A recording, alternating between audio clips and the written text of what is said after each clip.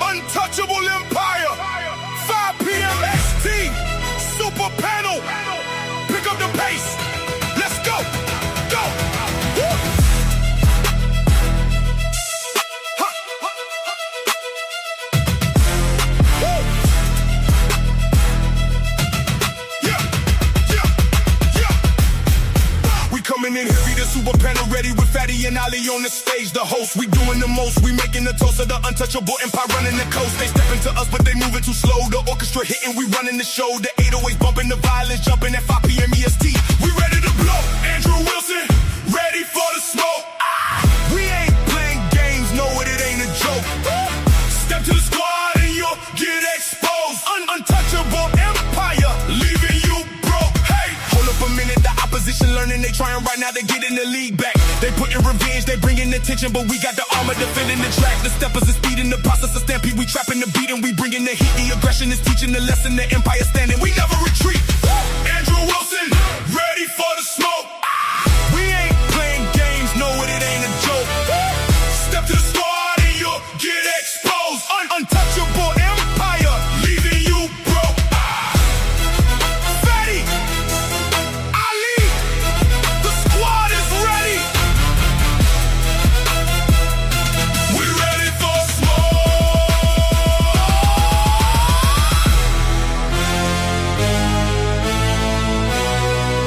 5 p.m. ST, untouchable empire. We don't stop.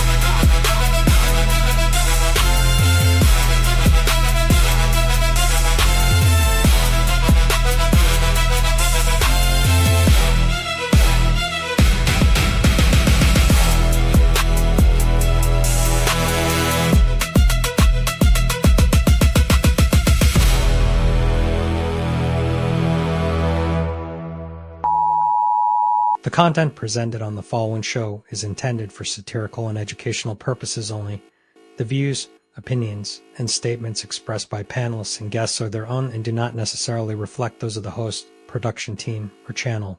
Additionally, any third-party content featured in this program is used in compliance with fair use under United States copyright law, which allows for commentary, criticism, news report, teaching, and research. Viewer discretion is advised, and we encourage independent thought and discussion.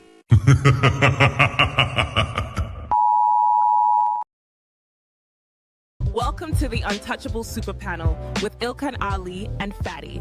Kick back, relax, and enjoy the show.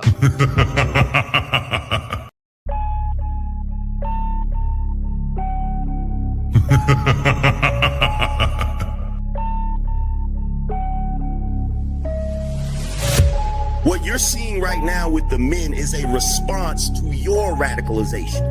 So to try to project that onto us is absolutely ridiculous. And the men are not behaving the way they're behaving right now because they can't keep up. They're behaving the way they're behaving because you broke the social contract. You're having a conversation in bad faith. Did you say women are children? Did you say women are children? No. Look at the construction industry, it's 99%, 98% men.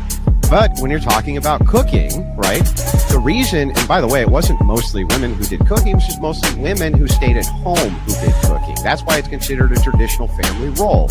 It's part of the whole child rearing aspect. So you know that you're here because of your father? Because men determine the sex of the baby? Did you know that? Can we just say, if we're doing men versus women, like, women have infinitely more options. If you download a dating app, like, even grandmas get like thousands of matches. Right.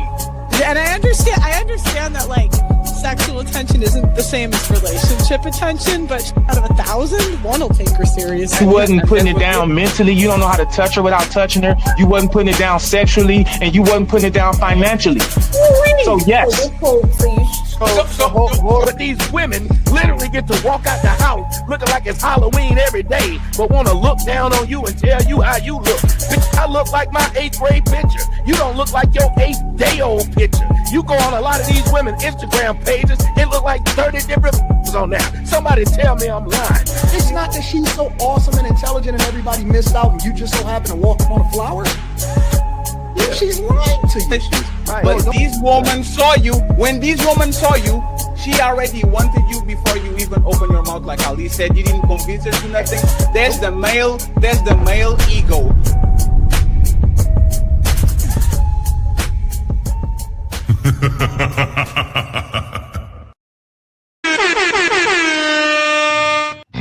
It's time to do.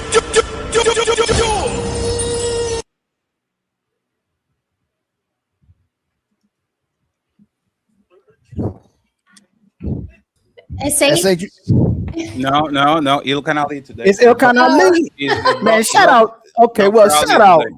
Okay, it's Ilkan Ali today. Shout out to everybody that's tuning in to the Super Untouchable panel, man. Much love to everybody who's simulcasting on King Richard's side, Taz side, SH side, Mr. Fantastic side, and Mr. Andrew Wilson side as well, too. So hopefully we have a phenomenal show. We keep it kind of cordial. I know we're going to turn up on this show. I know it's going to get a little crazy, but let's keep it respectful, okay? So before we start, let's go ahead and go in with all the guests that came through on the Super Untouchable panel today. I guess we'll start out with the one and only Andrew Wilson, who's in the building today. Yeah, my name is. Oh, sorry. Without the beard. I cut my beard off a couple of weeks ago, grew back in 1 week, but Andrew Wilson without the beard. So we're gonna see what happens with Andrew Wilson without the beard. My brother King Rich is in the building as well, too, man. One and only King Rich is in the building as well. And shout out to SA. She's making her rounds every week now, getting her subscribers to go up and up every episode, every day. It's all right, man. We still love you, SH. I see what you're doing over there, but much love to SH in the building as well, too. And then my brother, Mr. Fantastic. Shout out to Fantastic. You already know what time it is on YouTube and IG, man. Much love to you, Mr. Fantastic. And then my sister, Roses, is in the building as well, too.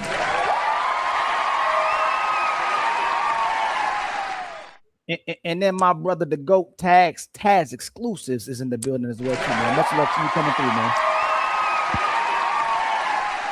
Right, and again, if you're not simul streaming, I know a lot of people don't like people to do that when they're on their shows. If you are on this stream, you are more than welcome to simul stream if you have not started as well, too. And if you're already simul streaming, whoever support the people that simul streaming, please go ahead and gift the people that's already on the show as well, too, man. Make sure you like and make sure you hype after the shows as well, too.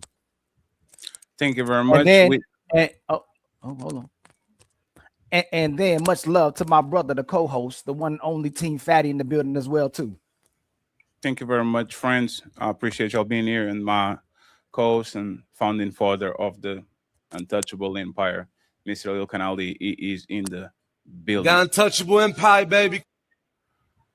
Friends, we have a 3-tier question, and then we go from there. Okay, three main questions, and then we build on it. I appreciate y'all being here. If y'all in the middle, leave it alone. We're kind of going to let Andrew lead the conversation, and then we fill in the air afterwards. Okay. I have a question for y'all, and the question is: let's start with, was 35 years too much? Okay. Karmelo Anthony was convicted to 35 years. Now he's doing an appeal. My question is, was 35 years too much? I'm going to start with Andrew, and then we fill in. It's time to Go ahead, Andrew. No, it not only wasn't too much. I think the death penalty is appropriate for a case like this. So, in my opinion, he stabbed an innocent person in the heart with a knife at a school event, and that generally leads to, or at least it used to in a more moral nation, to the electric chair. And that's what I think should have happened personally. But at least life in prison at a minimum. Right now, he can serve 15 years and he's out. That's ridiculous. That's insane. The victim's family, of course, they're deprived from their son for a lifetime.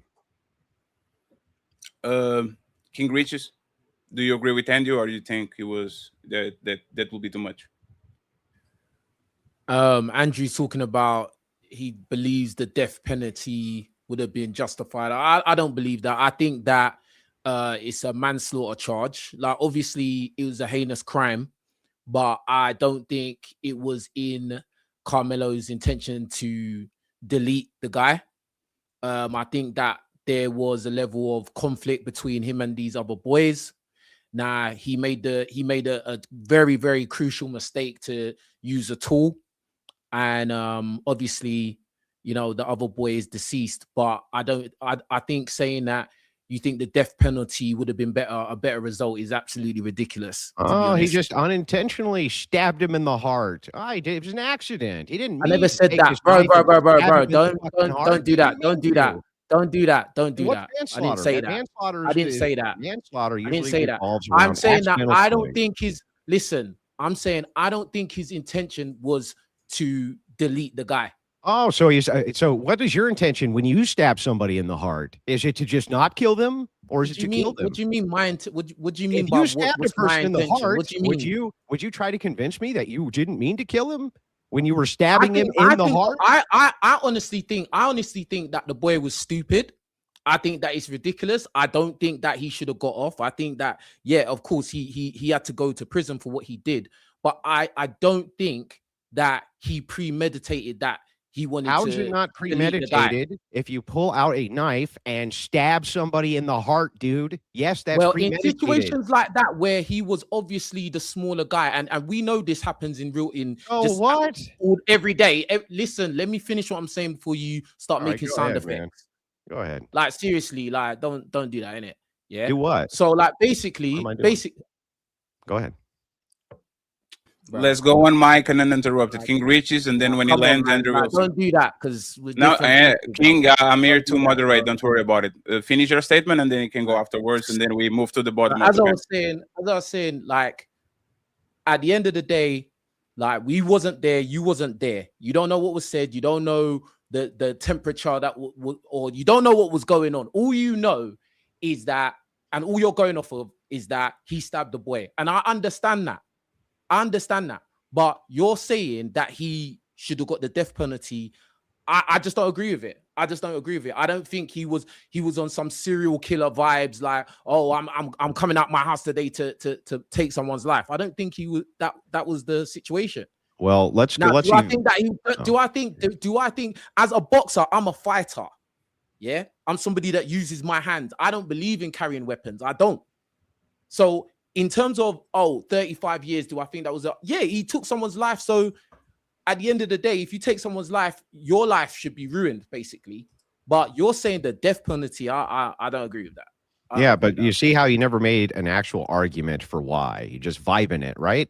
Just my vibe. I don't think you were. I just told you. No. Don't say one second. Hey, one second. Hey, 1 second, friends. Hey, King, let him land, and I'll give him a chance to correct him. My turn. King, you will have the calm down, bro. Friends, don't tell me. Hey, friends, we talk. Hey, we talk before the show. If your opponent is committing a mistake, don't interrupt him. Let him land his plane. And King, afterwards, you are left the chance to say he is wrong and this is why. Go ahead, Andrew. Yeah, so anyway, all you gave me was vibes. You didn't give me a single argument for why he doesn't deserve the death penalty. You don't think so. Well, that's nice. You also said, well, we don't really know because you weren't there. That's great. We had a trial. That's what that was there for, so that we could discover the facts of the case. And as it turns out in the facts of the case, all that happened was these other kids moved his stuff, and that made him upset, right? They got in each other's faces. There was a moderate shove. He pulled out a knife, stabbed him in the heart. Now you say, well, that's not premeditated. The second you go for a weapon, pull it out and stab somebody, you are making the conscious premeditated decision to kill them. By the way, in the state that they were in, when it comes to murder, they don't even make those distinctions. They don't even do that. They're just like, look, if it's the case in Texas that you murder them, under whatever the circumstances are, premeditated or not, it's the same penalty. So you don't even know what the facts are of the case. You don't know what you're talking about, dude. King uninterrupted, please. At the end of the day, as I said, I don't think the boy's intention was to delete the guy. I think that there was an altercation, and I felt that, and I think that he probably was feeling like, I'm the smaller guy. There's more of them. He was in their like environment, their tent or whatever. He probably was scared and thinking, oh, I'm going to get beat up. I've got to do what I've got to do. But I don't think that his mindset was, I want to delete the guy. That's what I honestly believe. And somebody like me who's been in a lot of situations, bro, like sometimes you'll make stupid decisions that you will regret later. I'm sure the boy regrets it. But I don't think that he premeditated that I want to take this boy's life. I think that he was in altercation. And you're saying the trial, we have all the facts. You don't have all the facts because you don't know who's lying. You don't know what pieces of information is left out. We don't know. All we're going off of is what these people said. They came to court and said, and that's it. You still wasn't there. You still don't know 1,000% what happened. You only know all you're doing certain parts that you know. All you're doing is making a gaps argument. You don't know for sure 1,000% anything by the same exact logic. Yeah, that's what I just said. Hang on, relax. You don't know anything. Don't telling me to don't do that passive aggressive. Relax thing. I'm not. It's not. It's aggressive. You've never seen me upset in your life. Nothing passive about it. Never seen me upset in your life. You've never seen me upset in your life. So don't tell me, relax, I'm relaxed, I'm calm. Can I get 3 words out without you interrupting? This is me normal. Losing your mind? This is me being normal, bro. You're good. Then just normally you don't need to keep telling me to relax. My point. Can you normally be quiet? Yeah, cool. Don't tell me to relax because I'm relaxed. I'm okay. Calm. Chill out, bro. Whatever you want me. Whatever you want me to say. Stop saying that. Just get on with what you're saying. You have to close your mouth, dude. Hey, friend. Hey, one second, friend. 1 second. Hey, friends. If somebody tells you to relax, you know what it means. It's for you to get agitated. Don't fall for it, please.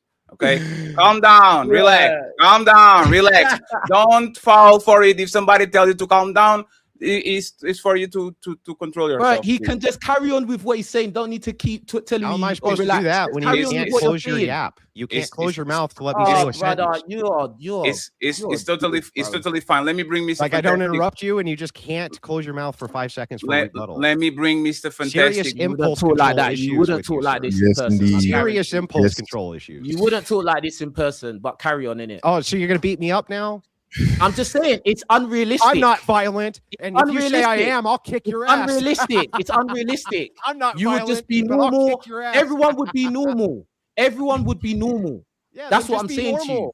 Be normal. So why do you need to keep saying calm down? I'm saying I'm calm, and you keep saying it over and over and over again to be antagonizing. Because the other person won't shut up. Then you tell them to calm down. And now you're saying shut up and all of this. Like, bro, when you tell someone to shut up, what do you expect? You still won't calm down. Like, oh, okay. I didn't tell you to shut up. I asked you to relax. And then you said close your mouth and all this kind of antagonizing. Yeah, later because you won't. Just carry on with what you're saying, bro. I'm gonna stop. Is anybody but you allowed to talk this entire panel? I'm gonna stop talking. Carry on with what you want to say.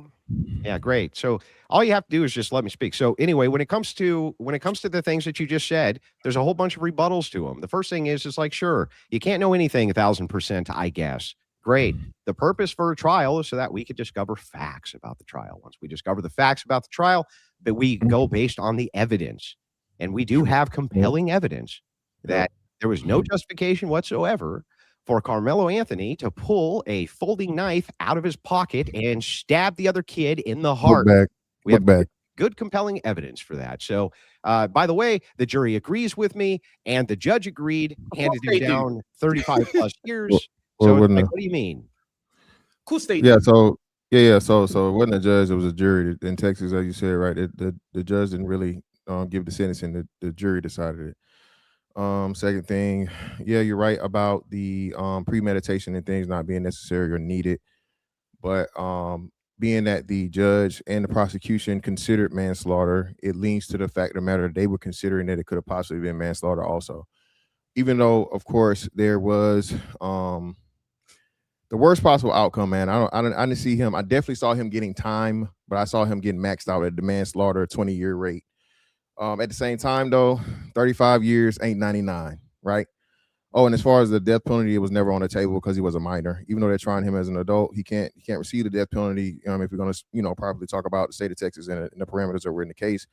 And again, there are very, very unfortunate things, right? Again, when we start talking premeditation, be it necessary or not, the clear understanding of it is, hey, I'm going to kill somebody today. I don't think that Karmelo Anthony came out of his house saying, I'm going to kill a white person, I'm going to kill Austin Metcalf or anything today. He made the worst possible decision and had the worst possible outcome. Actually, I just learned this a week ago. I think it says less than 10% of people that get stabbed die from stabbings. Okay. Now, of course, stabbings are far more lethal ways of, ending an altercation or dealing in an altercation than fighting. And I would have suggested, or I would have definitely preferred him fight it out with his hands than use a weapon. And this is why you don't bring weapons, a knife to a fist fight, because stuff like this can happen. So is 35 years too much? Being that he got found guilty for murder, no, it's not too much at all, because he could have got 99 years. They could have maxed him out. So, despite feeling like it was more towards the manslaughter, because I don't think that, that he's not this fucking ninja assassin that knows exactly where the heart is and aimed it directly for the heart and stabbed the boy. I think it's very, very, again, he shouldn't have used a knife in the first place, but it was the worst possible outcome that it was. And being that he could have got 99 years and he didn't even get half of that, 35 years and then eligibility of parole at 17 and a half, that's more than reasonable. I'm done. I don't know. Is it my turn for rebuttal? Because I saw somebody else up in the screen. I'm not sure. I'm just trying to follow the rules. Okay, gotcha. Well, there's an olive branch here. There's some things that I agree with you on. So the first point, when you're asking about the death penalty, you're right. It wasn't on the table. They were asking what should have happened. This, to me, is a hypothetical about idealism. You're asking, ideally, what would you want to have seen in a case like this? I don't think the death penalty would be off the table from my moral view. You're right in the facts that wasn't on the table as far as sentencing goes. However, life imprisonment, I think, was actually on the table as far as sentencing goes. I think it was. Am I incorrect there? Yeah, you're incorrect. Like, it was maxed out at 99 years, but they can't give him life. Because, well, no. Even still, he has the ability. Well, technically, you're right. It's life. But yeah. So 99 years would be life for all intents and purposes. But by the letter of the law, he can't be given life in prison. Because, what would he be? 116? Right? Yeah, he has. But you're right. You're correct. But I'm just saying, going by the actual statutes and things, he has to be the eligibility of parole, being that even though they tried him as an adult, he was a minor when the offense occurred. My bad. So technically, you're right. That would definitely be life. So again, olive branch there. No disagreement there, but I do think that they could have given him a much more rigid sentence. I would have been fine with it. I would have been fine with the 99 years if they could have done it. And when it comes to this idea, though, one of the things that you said here that I do take issue with is when you're talking about the stabbing itself. You don't think that he purposely was setting out to kill him. You said 10% of stabbing victims only die, which, by the way, is still really high. Just so you know, 10% is still enormously high. When it comes to a thing that kills you. If 10% of the activities that you do would kill you, you would avoid those 10%, right? So when we're talking about this, buddy, it's actually... I worked on no. I worked in the most dangerous place on the planet, bro, for like substantial military carrier flight deck. I don't think that has a 10% mortality rate. I'd be willing to bet right now. Well, I'm just telling you that it's the most, like, top 5, no less than top 5. Most but I'd be willing to bet you that it's not even close to a 10% mortality. Not even in the same universe. So what would be? Give me an occupation that would be a 10% mortality. I don't think that there are many occupations that would, which is why I'm saying that if it has a 10% mortality rate, you'd avoid it like the plague, because the chance of it killing you are so outrageously high. So you try to minimize by saying it's 10%, but that's actually really high. If I were to give you 10 jelly beans and say one of these will kill you, would you pick and eat one? No, right? That's still astronomical odds when you think about it. So that's the first thing that I'll take issue with. The second is when you say, well, he didn't intend to kill him, then why did he aim for the chest? Why not go for the leg? Why not go for the arm? Why not go for those things? Why would you stab in the chest? The chest is the area that you would normally go to if you wanted to kill somebody. That's not the area that you would go to if you didn't. Slashing an arm, going for the leg, going for the arms, things like this, going for the neck or chest, that looks like something that has the intent for a killing blow, from my opinion and from my view. No, I agree with that. But again, that's what I'm saying. And being till the evidence has been presented, I I can't say his intention or intent as far as the direction or like the location, but it seems to me like that was just the thing that was most likely or right there as the way it's described or whatnot. Like I said, at the end of the day, I don't believe he should have used a knife in the first place.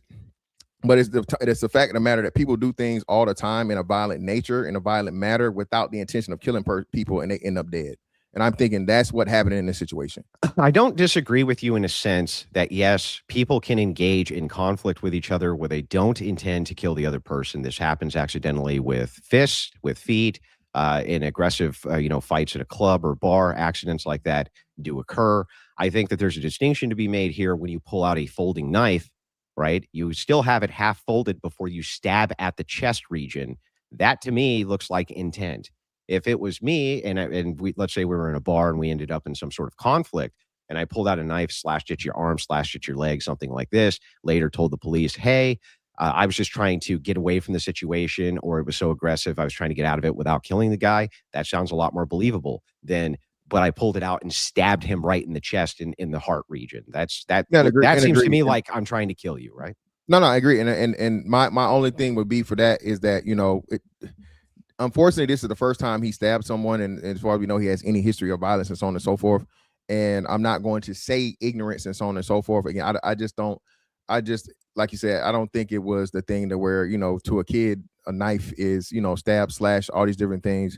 It was just the worst possible fucking location, bro. And like I said, from the way that it was described by the coroner, it was the worst possible way. Even the entry wound of the knife. Yeah, it couldn't have gone worse. So that's all I'm saying, man. Again, at the end of the day, I don't agree with him using a knife in a fist fight. But let me just tie it off with this, because I think we do agree, but maybe we can tie it off with a lot more agreement.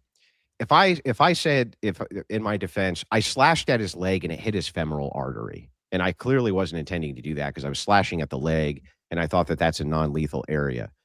Doesn't that sound way more believable than I wasn't trying to kill him, but I stabbed him in the chest area? And I agree. Yeah. And the biggest, and that's the biggest thing. And I think that's what gave him what it was. The injury, the positioning of the injury, and all the things and so on and so forth. When you hear the coroner say he pretty much died instantaneously, there was no way for him to even be resuscitated if they wanted to. I think that's what got him the level of what he got. Yeah. Then I think we have more agreement than we don't, honestly. Yeah.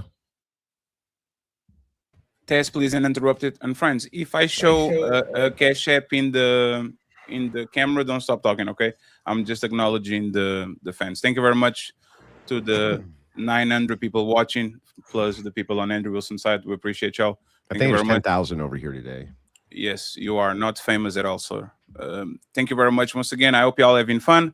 Support the content creators that y'all watching, respectively. Everyone in the chat. And by the way, to my chat, remember, people who host us and are kind to us, we're kind back. Make sure you go over to this channel, send in the super chats, show the support for people who are willing to platform us and allow us to debate on their platforms. Thank you very much for the kindness, Andrew. Appreciate that. Tess, uninterrupted, please. What do you think? 35 years was too much, or you actually have a different idea? Yeah, it's definitely too much. So I understand why he got 35 years. The inadequate defense that he was given is why he got 35 years. I'm actually of the belief that he shouldn't have got any time. I do believe that as the innocent party just sitting there, the aggressor is the person that walked up to him and put their hands on him. And so if anything, he should be home free right now. And that boy is where he deserves to be for putting his hands on someone who didn't touch him first. So you're making... Oh, I'm sorry.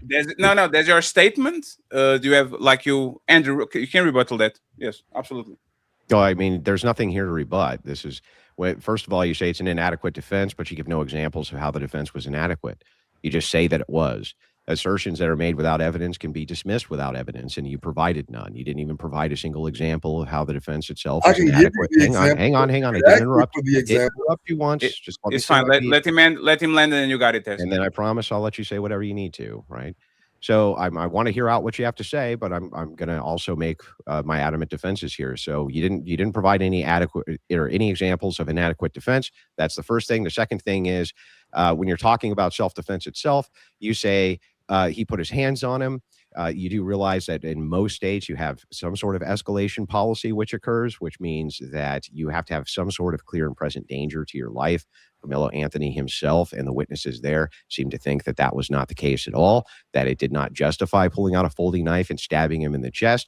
If I were to say that he pulled out a gun and shot him in the chest after it was the case that he got shoved, would you say that that was equally justified? The laws need to demonstrate what actually happened, again, which is a young man who sat there and was aggressed by another young man responded to being pushed. And so those examples you're looking for, one of them would be this idea that Carmelo called all of them pussies, but when he was questioned on cross-examination, that wasn't in any 2025 reporting. There is nothing that denoted that Carmelo Anthony was an aggressor in any of the early reports. So these newfound stories and testimonies that we see in 2026, those are inconsistencies that were dealt with inadequately by the defense. Now, if you wanted me to give you the examples of inadequacies, I could have. Don't just imply that I didn't. I was just giving you an opening statement. Okay, but you didn't, and now you've given me one, and yet would you like another? Would you like another? Under the witness statement? Well, let's refute one at a time. Okay. Under the witness statement of the provocation, the witness stated that after Anthony was repeatedly asked to leave the Memorial High School tent during the rain day, he refused, became hostile, saying, "I'm not leaving. Fuck you all." The slur, witnesses say that he then called the surrounding student athletes a bunch of pussies who were not going to do nothing about it. That's what the witness testimony showed that came out in the trial. So that is what the evidence is that we have on record. I don't know what evidence you're referring to, because it sounds hang on, almost done. And then I promise you can respond. And then secondarily, he didn't actually answer my question. What would be the distinction had he been there with a Glock concealed, and then this guy shoved him in the shoulder, he pulled out the Glock and shot him in the chest? Why would that be a distinction in your mind? So I want to make sure we're doing this one at a time. So let's deal with what you just read. What you just read, again, was debunked on cross-examination, because until you show me something from 2025 that says Carmelo said these things, this is new testimony as highlighted by the defense in cross-examination. So whatever you're reading, can you continue reading it to let these people know what was said under cross-examination? Yeah, I'll continue to read it. During cross-examination, the defense tried to discredit the claim by pointing out that the students did not include Anthony's cursing or slurs in their initial written statement. That's what you're referring to, right? Absolutely. But the jury ultimately found that the verbal provocation accounts were very credible and rejected the self-defense argument. They rejected it because they found they found the claims to be credible, even if it's not the case that the witness initially reported it. Who cares? They don't think that made the witness less credible because they didn't initially report it. They did report it afterwards when they gave a totality of recounting. So I don't really know how this is in any way, shape, or form inadequate defense, especially since the defense was the one that pointed this out. Right. Well, they pointed out the fact that the testimony was inconsistent, which is what they're supposed to do. Now, yeah, so how's that inadequate? Don't interrupt me after you just sat here crying about it being interrupted. Well, I'm just curious about the inadequacy. Right, but don't do that though. But don't do that though. You just sat here and cried about being interrupted. Dude, I'm just asking. Come on, my ass. Shut up when I'm talking. You shut up when I'm talking. You shut the fuck up. Fuck you. You chipping out. You chipping out, white boy. Relax. Now that the goats rammed each other, let's go ahead, go to uninterrupted, and then Andrew can respond. Then we go back to the ladies. Well, I mean, because again, I just want him to understand that the point he's running from is the fact that it was dealt with, and now when I'm calling it inadequate, they're not challenging enough of these witnesses on their inconsistencies. So I know he does not want that to happen because it benefits him in terms of the outcome. But there are multiple inconsistencies. For example, another would be one saying he was pushed with one hand, another saying he was pushed with two. One saying it was a light tap, another saying it was a direct shove. Because you have these inconsistencies that were not dealt with by the defense, I am well within my intellectual reasoning to say that that's inadequate as a defense. What is he talking about? It's really funny here because what you're saying is actually self-contradictory. It's P and not P. The defense was inadequate because they didn't point all these things out. And then it turns out they did point all these things out. The jury just didn't believe them. So how could that be the defense being inadequate? In fact, it would be the opposite. The defense is adequately making the exact same defenses that you would make based on the sworn witness testimony and the inconsistencies you see. So how's the defense being inadequate again, dude? Because again, these arguments that we're making about that one statement, that is the only time they pointed out that inconsistency. When if you're fighting for this young man's life, you'll point out these multiple inconsistencies multiple times. And even now, when you get the chance to call witnesses, you'll call that witness up and show his inconsistency through questioning. Are you saying that the defense attorney specifically did not under cross-examination point out these various inadequacies that you right now are pointing out? Because the matter of record that I have, at least for the first claim, they did. And I'm willing to go claim by claim. And I got a feeling the defense actually did point these things out. So again, how is it the case that it's an inadequate defense? How? Because pointing it out is not the same as using it to get Karmelo a better sentence. Pointing it out shows now that you are identifying it. Pay attention, white dude. Pointing it out means I see it. No sense. I didn't. Right, I'm trying to show you. I know you're smart. You're not smart. You're white. So when I point it out, if you don't pick up on it, one second, please. I already know this is going to escalate into something that we don't want here. I said before the show, please let's take the motherfucking racial situation going on. We're already talking about race. No need to be insulting each other in the levels of race. And as long as you don't want to lose the show. If I want to lose the show, keep doing the white boys and all that shit so we can wrap it up in 15 minutes. Okay? Y'all having a decent and civil conversation. It seems like both of y'all are informed about the case. Let's keep it that way. Go ahead, Tess. Right, but again, he's informed about the case, but what he's not going to acknowledge is that the defense is inadequate representation is what I'm talking about. If you don't call those prosecution witnesses back up and challenge them on their inconsistencies, you're not helping Karmelo Anthony. And so while he may not think from a defense standpoint, I am. So as you have identified these multiple inconsistencies, you don't take out the time to bring those witnesses back up after you've brought out the inconsistency on cross-examination and use those moments to benefit Karmelo. That is an inadequate defense. Yeah, this is just goalpost switching. So it can't be an inadequate defense if the defense is actually doing the things that you claimed you wanted the defense to do, which is point out the various inadequacies. The defense, that was part of their defense. This is inadequate due to the fact that there's inconsistencies in this testimony. There's also inconsistencies in this testimony. That was presented by the defense. The jury had access to that information. They just didn't buy it.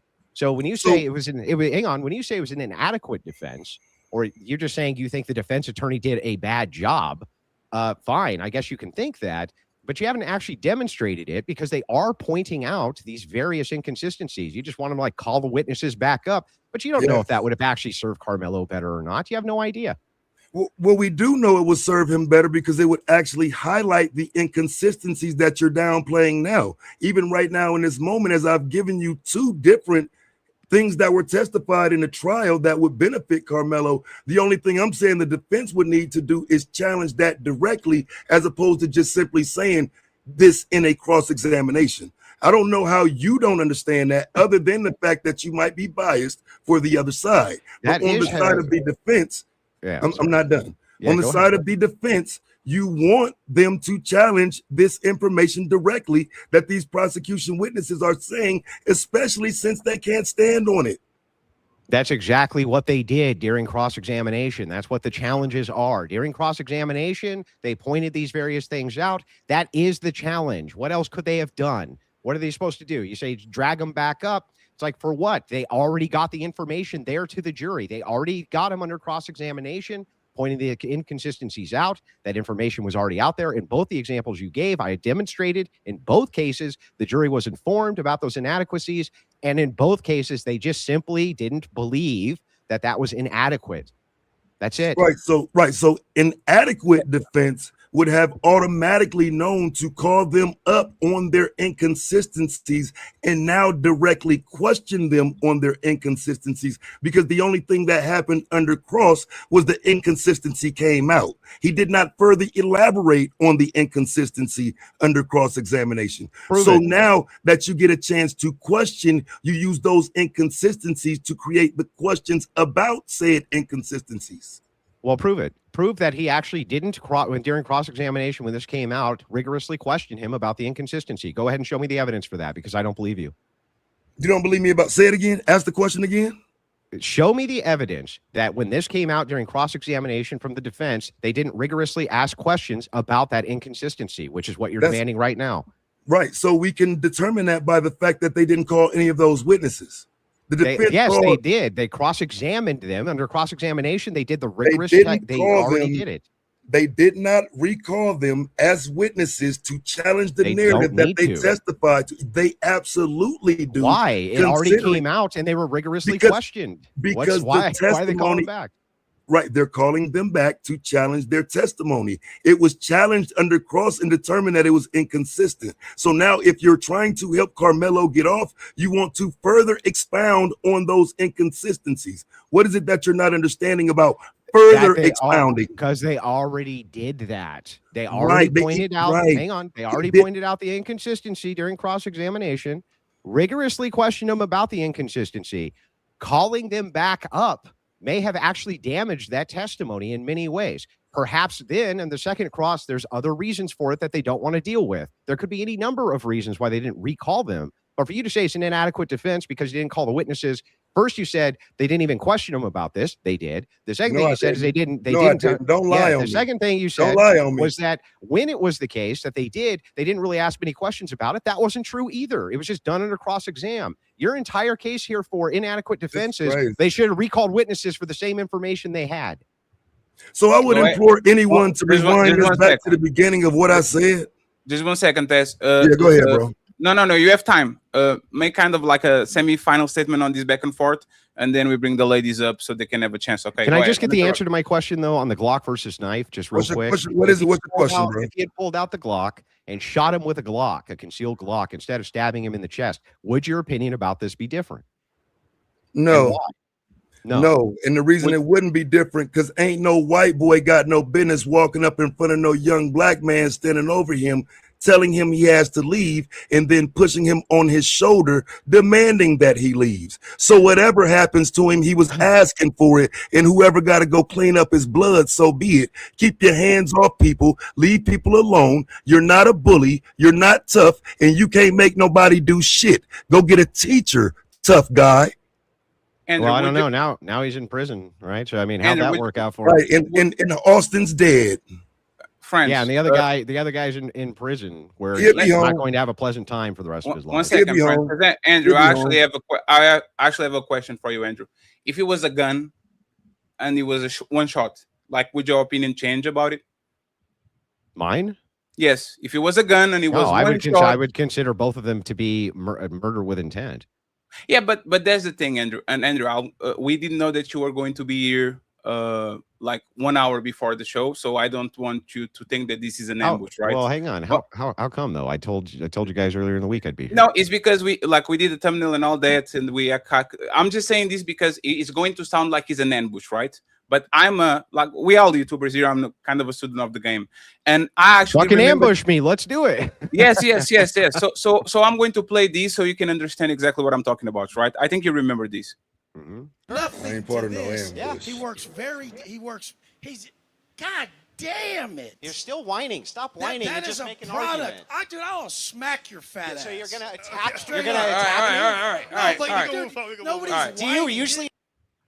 And I cut it here because you say, so do you usually threat people on stand your ground state, something like that? And your crowd was raving. They were like, wow! Yeah. And everybody was like, if Wes Watson with the hairs on the arms, whatever the dude, I'll call him, smacked Andrew, everybody on the white and black community would say, hey man, you got what you got. You went ahead and you put your hands on a person that wasn't doing nothing to you. So if Andrew has a gun and he shoots you or a knife or a bat or whatever, you are going to. I'm not. Andrew doesn't spend one day in jail. You touched him, you go to heaven, and Andrew goes and does his Crucible podcast. What changed between that and a situation where that dude put his hands on him and warned him? He says, "If you touch me again, see what happens." You kind of warn him. If you touch me again, or you threaten people on stand your ground state. Like, what changed between then and this situation? Can you explain that, please? Gee, what could be the difference between a multiple hardened tattooed felon threatening to attack a man on a stage who's armed in the state of Florida and two kids at a game where one of them shoves the other one in the shoulder during an altercation where you're not even allowed to have a gun? What could possibly be the difference there? What could be the distinction? So let's start with this. The distinction is that what I said to him was, do you usually threaten armed men in Florida? Sure. That's a de-escalation tactic, not an escalation tactic.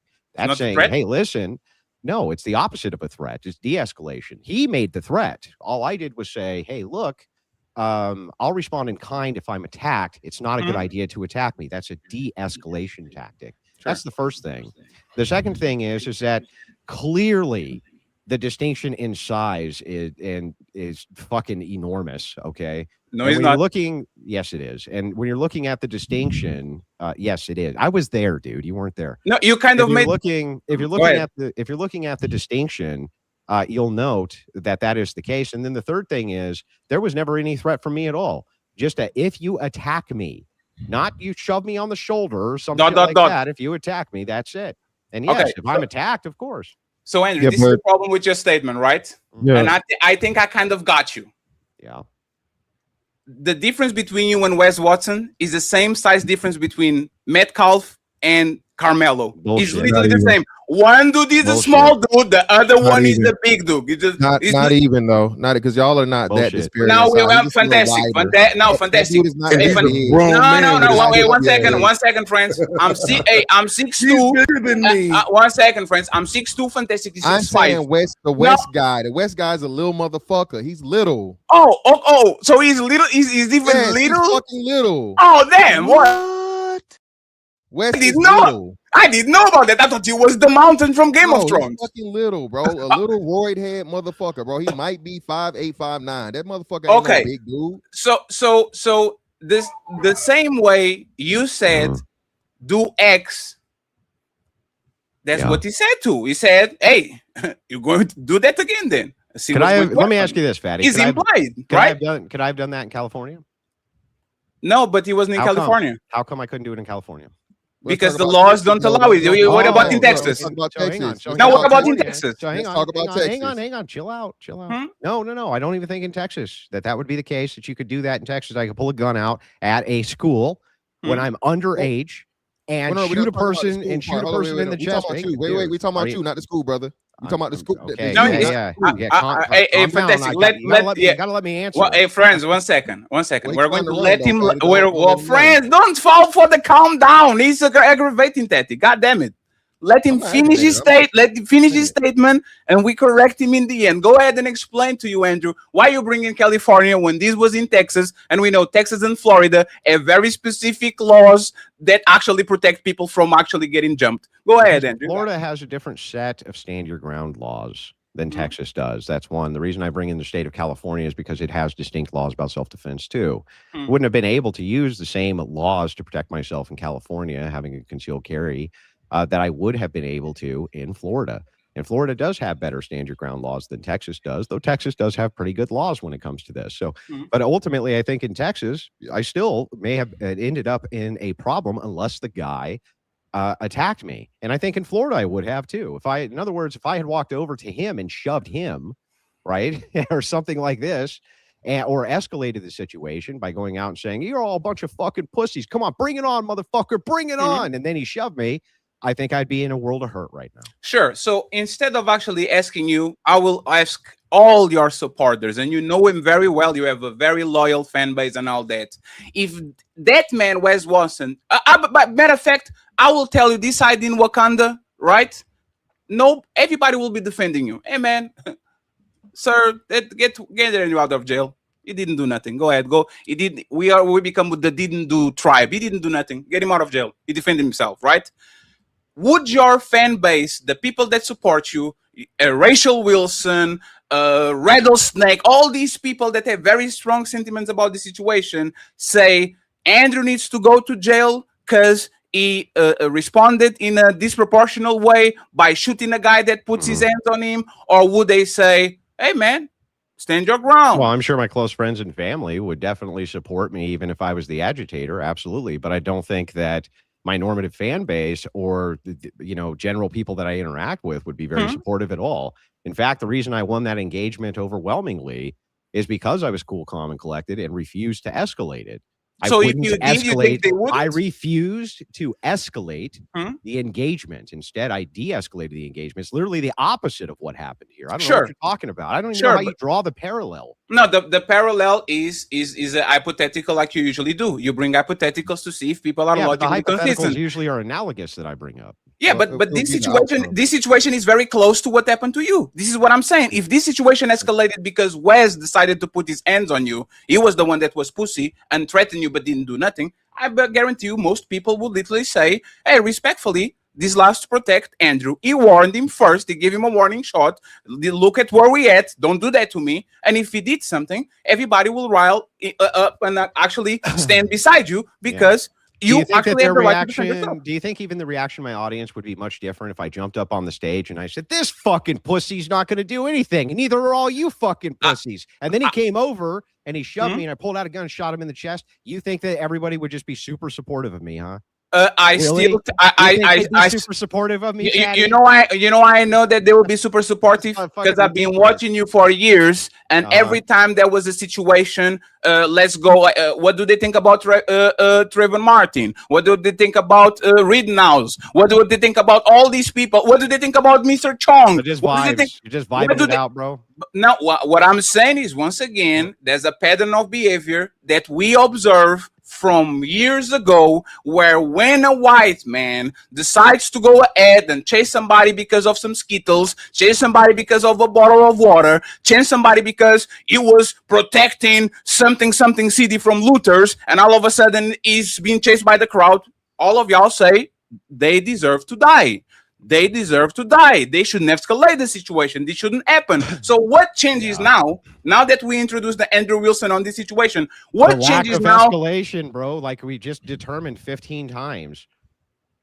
I don't know what is hard here. What are you not getting here? What are you confused about? So I did everything in my power not to escalate the situation. He did everything in his power to escalate the situation. Do you see the distinction? No, fantastic. You got it. I just want to point out, Andrew, that you like to use hypotheticals to see if people are logically consistent, and now you are refusing to engage to the said hypothetical by saying because I didn't.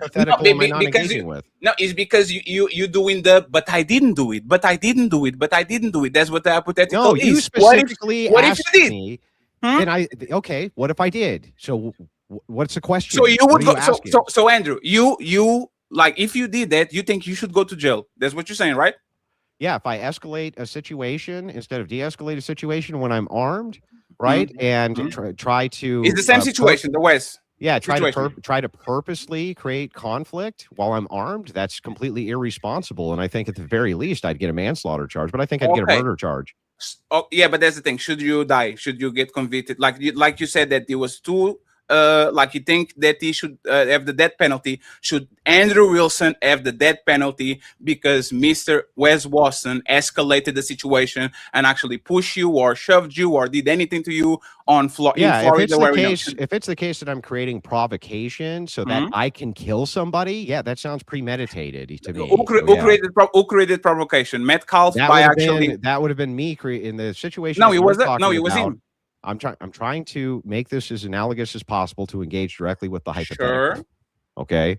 If it's the case, and this seemed to be critical to both the prosecution and the defense, that this guy was saying things like, you're all a bunch of fucking pussies, you're all sissies, you're all wusses, shit like this. He was escalating the situation as much as he possibly could. in order to force a confrontation. That's when he stabs the guy in the chest. I think that if I had done the exact same thing or the exact same parameters with Wes Watson, that, yeah, I would have been arrested, justifiably so, and probably would have gone to jail for murder.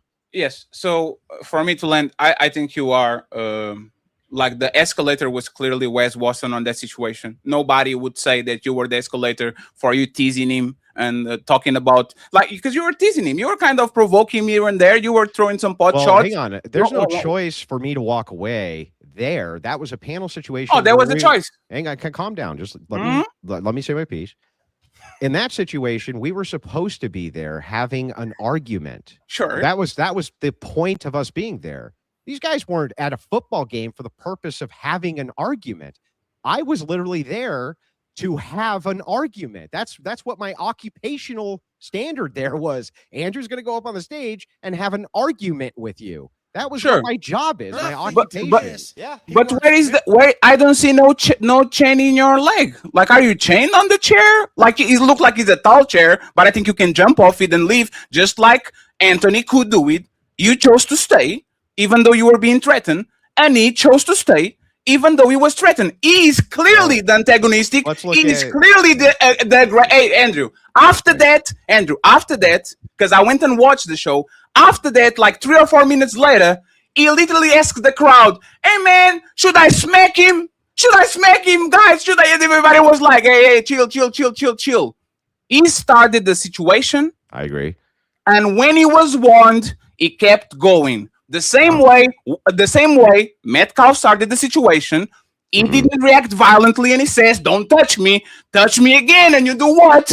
And then he touched him again. So so here's where it becomes disanalogous. Where am I escalating and provoking the situation rather than de-escalating and not provoke? Exactly. So one second, please. If he's playing the role, Andrew. Please, Andrew. At some point, you gotta let me respond to this. No, I know, Andrew, but you asked a question, right? Yeah, but I got you. It's perfect. It's like 2 seconds. It's 2 seconds. He escalated the situation, but you were throwing pot shots from that moment until the end of the show. I literally have the transcript where you keep throwing pot shots and talking about that dude and provocate him over and over and over again. What is the difference? Forms of what I was doing was forms of de-escalation. All of it was de-escalation. The idea also there was I was literally in my occupation brought up to make arguments. That's my I wasn't at a football fucking game where I could just walk away from the person. Okay, I was up on a stage. There was 2 sides in which you could get off the stage. Both of them had people in front of them, including Wes Watson's goons on both sides. So I don't know. First of all, you don't even know the facts there. The second problem that you have is even if I were to be the most charitable to this view I possibly could be, let's look at it objectively. Sure. If it was the case that I jumped up, because in this scenario, you're utilizing Metcalf is Watson and I am Karmelo. This is where where you're trying to make the analogous feature. And it's like, that's fair enough. But the distinction is that I did no provocations. I didn't stand up on the fucking stage. I didn't call the audience a bunch of pussies. I didn't say, if you don't do anything, you're a little bitch. I didn't do any of that shit. None of it.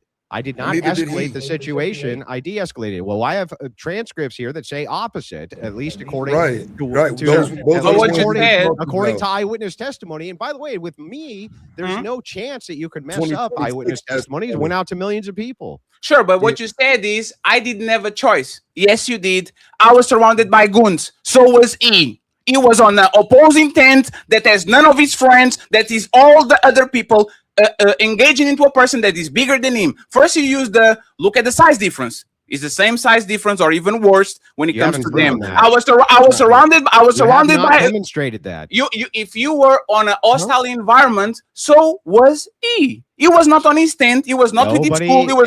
And who's making the claim to the opposition? Even if it was the case that he felt that he was in a hostile environment, that doesn't mean that he was. I didn't feel that I was in a hostile environment. I felt like he was a hostile person in that environment. And perhaps some of his goons were too. The second point to the claim here, though, is that everything that I did was de-escalation.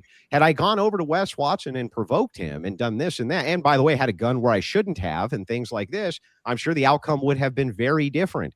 This kid was not allowed to have a knife at the school. He was not allowed to Understood. pull it out. He was not allowed to stab him. They weren't allowed Okay. to fight. They weren't So allowed now, to do any of this shit. fantastic. I promise. This is the last thing. So I went back and looked at the transcript. You said that dude was a jailbird. You said that he was raped in prison. Great. Sorry, YouTube. You said after this dude literally tried to attack you and says, should I slap him? You literally, you talk about his bald head. You said he was a jailbird. You said that he was raped in prison. You said that his veins are popping out of his head because he doesn't have no hair. You escalated the situation. Here, I'll prove it to you. I will prove it to you.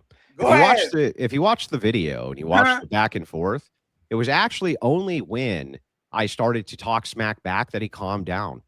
That was it. That was when he actually calmed down, is when I said some shit back to the guy. But I never made a provocation towards him. I didn't get in his face. He didn't come and get in my face. If he had, maybe the situation would have become very different, but I still would have moved towards de-escalation. Sure. And I was fully allowed under my rights in the state of Florida to have a firearm in that open arena. I would not have been at a school, especially not a public event. And a public event like that is not a place where you're going to take a weapon unless it's the case that you think there's going to be some type of trouble. Generally speaking, that's what the association is going to be. So he was violating the law under multiple terms. The situations were not analogous at all, not to mention the fact that he was there for a sporting event. I was brought up on stage to make arguments aggressively, which is what people often invite me on their panels and on their shows to do, like you did for this one. Sure. So, hey, fantastic. Who got on who face? What? Huh?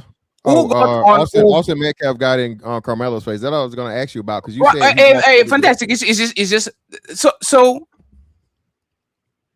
Anthony was you. Anthony was you. Yeah, that's what I'm saying. He would. Anthony was you. He was you. Anthony. So yes, that's what I was going to ask. So that's what I was going to ask too. So even though did I jump up and call everybody a bunch of pussies? Say everybody here is a bunch. No. of We're not going to do that. We're not going to. No. 1 second. Let's not use the semantic shit. He only jumped up because a 6'2", 200 and something pounds got in his face. First rule of a man: if somebody gets on your face and is confrontational, you have to jump up and stand up. You're not going to be seated there waiting for somebody to clock you. What is jumping up? No, hey, please, 1 second, friends. What is jumping up, Andrew? Why are you mentioning that? What is jumping up? Do you remember how I didn't jump up? No, you remained seated. Mm-hmm. Because he didn't.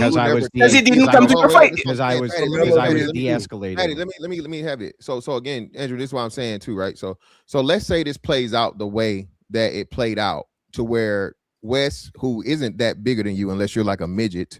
Wes, I just looked it up. I already knew he was a little fella from just looking at him and understanding. Okay, how he might big is be a he? little wide. He's 5'8", bro. No, 5'8". How tall are you? That's not true. That is true. He's not 5'8". true. I literally just Googled it. Hold on. Wait. That's actually just not. I just don't believe. Ali, 1 second, Ali. Wes Watson is. I'm giving it back to Fantastic. No, Ali. Wes Watson is officially 5'8". Both yeah, yes, 130 pounds. I knew were like 6 feet tall, and I see he's a small guy. He's small, wide, and loud. What is your source? What is your source for this official document? I just Googled it. The dude has been interviewed, I don't know how many times, in documentaries and prison stuff and so on and so forth, bro. I'm pretty sure we were to pull up his Okay, mugshot, then tell me the source for the Google. Okay, well, I don't know, bro. Just Google. You don't know, Wes so I'm just Watson supposed to take mugshot. your fucking word for it, huh? Again, listen, Andrew, let's not do this, brother. Let's do this. I want to know the specifics. I'm going to ask you this. Andrew. After you answer my question, you can ask one. What is your source? I've already answered it. What I'm is going to your ask, how tall are you? How tall are you? What is your source? How tall? Google. I'm 6 foot. What is your source? Okay, so that's even worse. If you're 6 foot, that means you're bigger than him. No, that would mean I'm taller than him, not bigger than him. Taller, bigger, whatever. That means your size would be more comparable. A 5'8" man versus a 6 foot man is comparable, bro. Prove he's 5'8". I'm working on it. Don't worry, Fantastic. I'm all going to work on it together to try to prove this. No, he's not together. He got to prove it too, though. So what's your source, Andrew? No, you too, Andrew. Since he got to prove it, you got to prove it too, though. You got to bring your sources. It's not my fucking claim. Why would I have to prove it? No, you claim that he was. No, you say he's not. No, you claim that he wasn't short. He wasn't 5'8". Yes. He wasn't this. 5'8", prove it. Yes, I'll prove it that he's bigger. I've seen him in person, and he was not that much shorter than I am. Okay. So he is shorter than you. He was I scared. think so. I think he comes up to about here. All right, and if you're 6 feet tall, that's a 4-inch difference, bro. Your head, no, that's just, like 5'10", 5'11", 5'10", 5'11". No, it's not. I don't know if you can do math, but that's like 2 inches. All right, hold that's on. 2 inches, bro. Andrew, do us a favor. Yeah. You're stopping at your hairline. Stop at the top of your skull. Your hairline and your skull are not the same thing. 1 second, friends. Yeah. So I went and Googled little quick, and there's like a video literally talking about Wes Watson and another dude. And the dude clearly, like, the first thing he said in the video is, "Oh, 6 foot, I can look over you."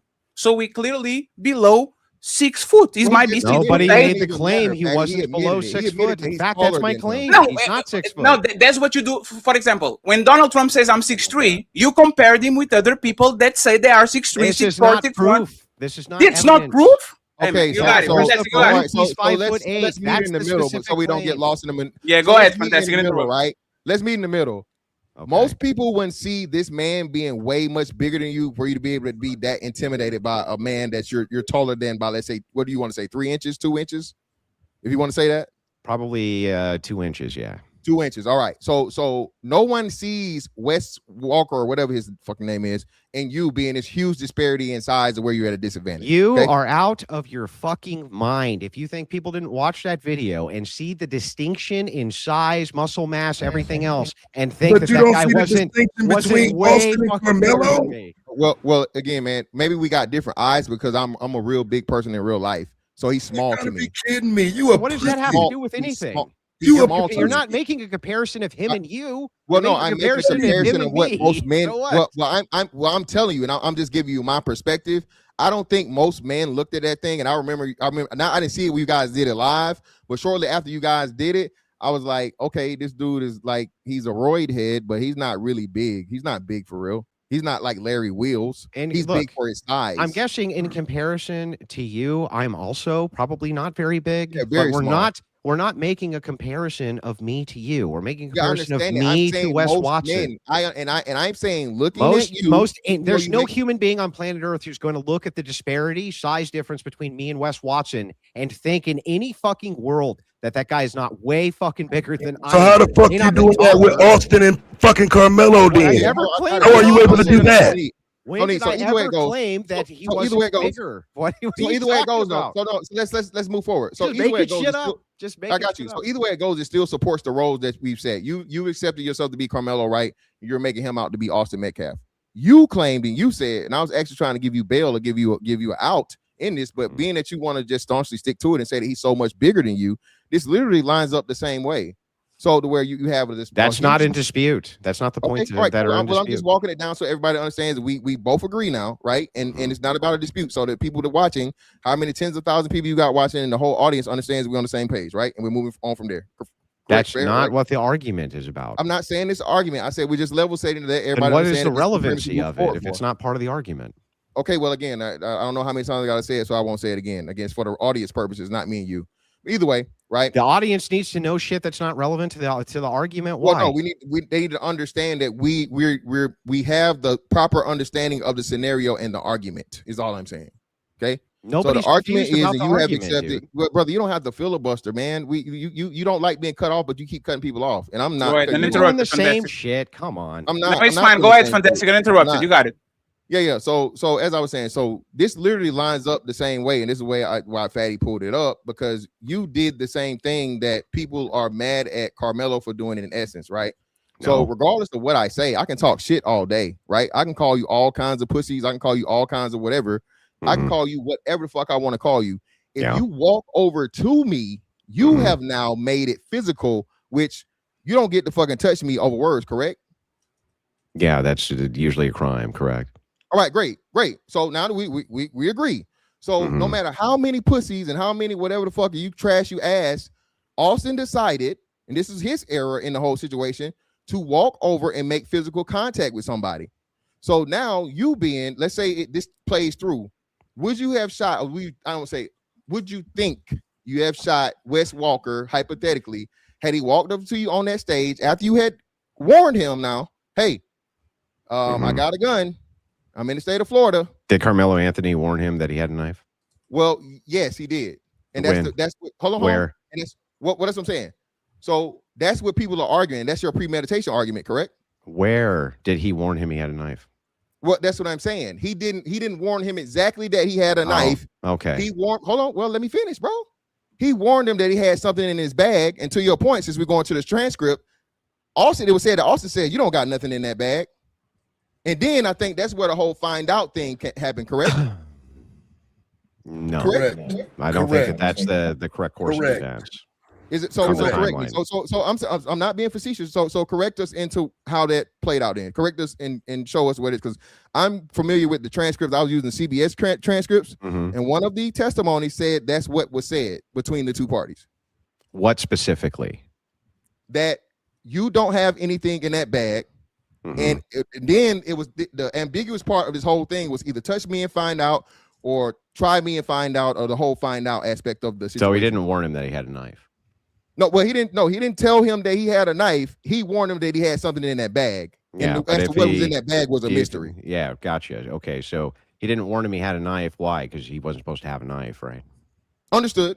Yeah. So not disagreeing. The distinction here not is being challenged. I was supposed to have a gun, and I fully within my legal rights to express to a person that if you attack a person who's harmed, that you're going to get that bad things are going to happen to you. Yes, of course. I didn't want to cut you off. My bad. Were you done? Yeah, go ahead. All right, cool. So this is where people get the argument, right? So now we have legally, and this was also testimony given by the police officer, Karmelo was able to have the knife. He was not supposed to because of school policy, but legally he could possess the knife. Yeah, but he couldn't legally possess if he was on school grounds, right? No. If that was the case, it would have been illegal. When they asked the police officer, school policy does not override. Okay, legality. actually, that makes sense to me. Okay. So, and again, I'm still, and listen, I'm just arguing the case in point we have here, right?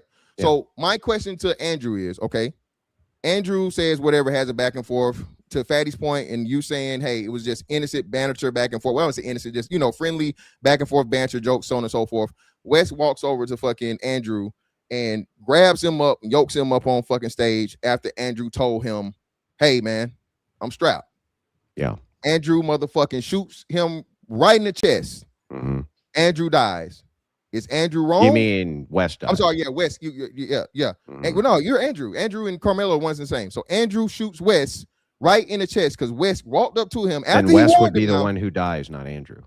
Yeah, Andrew wouldn't die. But that's what you said. That's why I was saying you mean Wes dies.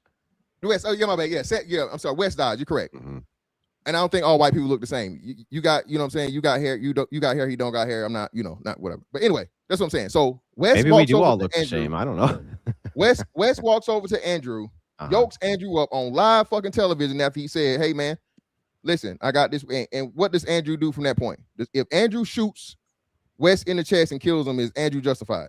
Yeah. Yeah. Okay. Now, when you say he's yoked up, though, what does that mean? That he came over and he shoved me in the shoulder and I pulled out my gun and shot him, or does that mean he actually attacks me? Well, yeah, that's another thing, Andrew. That's another thing that's I won't say a discrepancy or ambiguous, because some people said it was a push. Some people say it was a lineman push as to where he grabbed him and pushed him at the same time. So that's what I'm saying. Either way I go, let's just go with a seriously aggressive push, right? Let's say he seriously aggressively pushes you on the shoulder. Yeah, I think if I had shot him just because he shoved me on the shoulder, I don't think that I would have gotten away with that. I think that would not have been justified under the law. And we would agree there. And like I said, that's more so where we would agree to where even and that's what people don't understand about stand your ground defenses, right? I don't think anybody's going to think that your life was threatened and you instantly shoot somebody from a push. Correct. Right. So I agree. That's why I'm trying to walk this down and get to the point of whatever. Had he wailed on you? Yeah, I don't. Yes, if he had wailed on me, yes, and started doing something like that, and I shot him, then it would have been fine. Yeah, but even in that's why I wanted to walk this down the way we were doing it, because I live in Florida, and I don't know if people remember a case that happened. Well, that has much better. But by the way, Florida, I think, has better stand your ground laws than Texas. Oh yeah, way better than Texas. Yeah. Yeah. So that's a whole different thing. Like Texas, for instance, only recently got the constitutional carry, and it still has all sorts of caveats when it comes to stand your ground. Whereas in Florida is like, I mean, you could, maybe in Florida, if you did just touch somebody, it could be. No, but maybe you could argue it, but I don't think that that's the case there. No, I was trying to. So that's the story I was trying to say, and I was trying to get rid of this. And I'm gonna land. I'm gonna move on. Somebody to come up. People think stand your ground is a very, very strong defense when it's really, really not. More people lose stand your ground cases than win them. And it's not, it's cut as dry. It's not people think stand your ground is a permission to kill a motherfucker if they touch you or they do something. Just using your firearm usually is a losing proposition. Yeah. Almost always. It's almost always a better idea to avoid all circumstances in which you will have to de-escalate them as quickly as possible. So I don't think that these situations are analogous. I'm not here to argue about whether or not self-defense isn't appropriate or that people shouldn't be able to defend themselves. I'm a big believer that people should be able to defend themselves. Big believer that people should be able to carry guns, right? It's not the knife itself, even I wouldn't even say is an issue. If you say legally they're allowed to carry it because it's a 2-inch folding knife or something like this, fine, that's fair enough too. But that really doesn't have any merits to do with the case of escalation followed by stabbing in the chest region. And I think that when does escalation start? Hang on. I think the distinct. Hang on, dude. I'm almost done, and then you can go. I'm almost done. I'm right. I got you, Tez. Don't worry about it. I got you. Go ahead, Andrew. Yeah. So I mean, ultimately, when we walked it through, it sounds like you and I agree more than we disagree. Ultimately. Let me just show this before we go. And the ladies, I'll have a different question for y'all because we need to move to the second part of this. Okay, just to make sure it was booked and he's 5'8". Okay. Wes Watson was booked. Somebody said the police, so we went and find out. Thank you very much to the Untouchable Empire. I appreciate y'all the homework. And he's 5'8", so we were kind of on the right track with that. Let me bring the ladies up, and Taz, you go next. This is my question for you, ladies. Okay, second part of the show. And friends, we're going to read the super chats on the third hour of the show. Okay, so we don't lose momentum. The second question is, and Ali, you go after them, okay, if it's possible. Let's go with this one. So, was the verdict racially motivated? Okay, your opinion. I need you, SH, Smell the Roses, Ali, King Riches, and Taz to actually answer this, and then Andrew piggybacks off what y'all say. Okay. Do you guys think that the verdict was racially motivated? Let's start with Sage. We'll go to Smell the Roses and then bring the fellas up. Yeah, so my research is still fairly new, but I do see that the whole jury was white. There was no black. Let me correct you. It was not all white. There was no black people there. There was some Asians and some Latinos. Oh, sorry, there was Muslims, Asians, no black people in the jury. That's what I meant to say. Right, no black people in the jury. So, yeah, I believe that could play a part in the racial aspect of the case. Yeah, that's my answer. Smell the Roses. I actually agree with SH on this one. I think that we have enough data and technology these days to ensure that the jury actually represents the community that they're in. So, if it's whatever the demographic is stacked out there in whatever county that they're in, that should have been what the jury represented. So when you don't have that kind of representation in the jury pool, then you open yourselves up for people to say that it is racially motivated. Ali, please answer. Damn, Ali, you got the babies. Tess, do you think that this was racially motivated? The verdict. You're muted, Tess. Well, like I was saying earlier, the defense is not adequate to my belief. And so I don't believe that the jury saw a case that would actually give him a better verdict. The defense that I saw was definitely a guilty verdict. It was not a manslaughter. It was not a not guilty. It was a guilty verdict. So no, I don't think the defense was adequate enough for us to even get to the conversation about the jury. King Riches. I think that it's actually ridiculous that there was no black representation on the jury. I think that it would have been more balanced and fair to have black jurors on that panel. So I think that it wasn't going to be a balanced and fair situation, especially with all the racial tensions that we see in society now. I think that it would have been a smarter move to have like more diversity on the jury panel, to be honest. Go ahead. Yeah, let me just say this, right? Because based on what I'm hearing, I do believe that, representation should be had, but I don't know, or if anybody can answer this question, if there was black representation based on how the evidence presented itself with this case, would it have changed anything? Well, that's what I'm saying. No. Is that a question to you? Yeah, I'm saying it's to everyone, but I don't think it would have changed the verdict. I don't think it would have affected it. It's speculative. I have no idea. And SH, we have a lot of cases where a black jury or a white jury or the Jewish, like they like the I don't want to bring like old cases, but black people are biased too, right? The O.J. Simpson, kind of everybody think he's guilty, but it was a get back. Hey man. Yeah, but right, Fatty. Even more importantly, again, I don't Wait a think minute. that. Just real quick. The glove didn't fit. What are you talking about? Oh, and then that old black lady snitched. Smell the roses. She snitched, man. She snitched. She said it was a get back verdict, man. She snitched. She told a lie, man. She told the truth. But no, so Fatty. Even more importantly, right? There was a more recent case here. One just a few weeks before this one in South Carolina with the child case. And the child case had 5 black jurors on it that found the man not guilty. And then to me, that was more clear cut a murder case where a kid gets shot in the back while running away. Right, firearm or not, I didn't believe the case of the son's account of him having the gun pointed at him, but clearly that one. And then you have 5 black jurors that somehow found the man, the Chinese man, not guilty for shooting. But wait a minute, fantastic! 5 FBA black people, or what? Come on! What does that mean? Are these white people from Ireland or are they from Kentucky? Well, where are these white people from? Come on, someone tell me what FBA means. That's relevant, fantastic. What Because does you that say mean? you're not down with it. I haven't. So if we look this up and it comes to find out that everybody from an island. It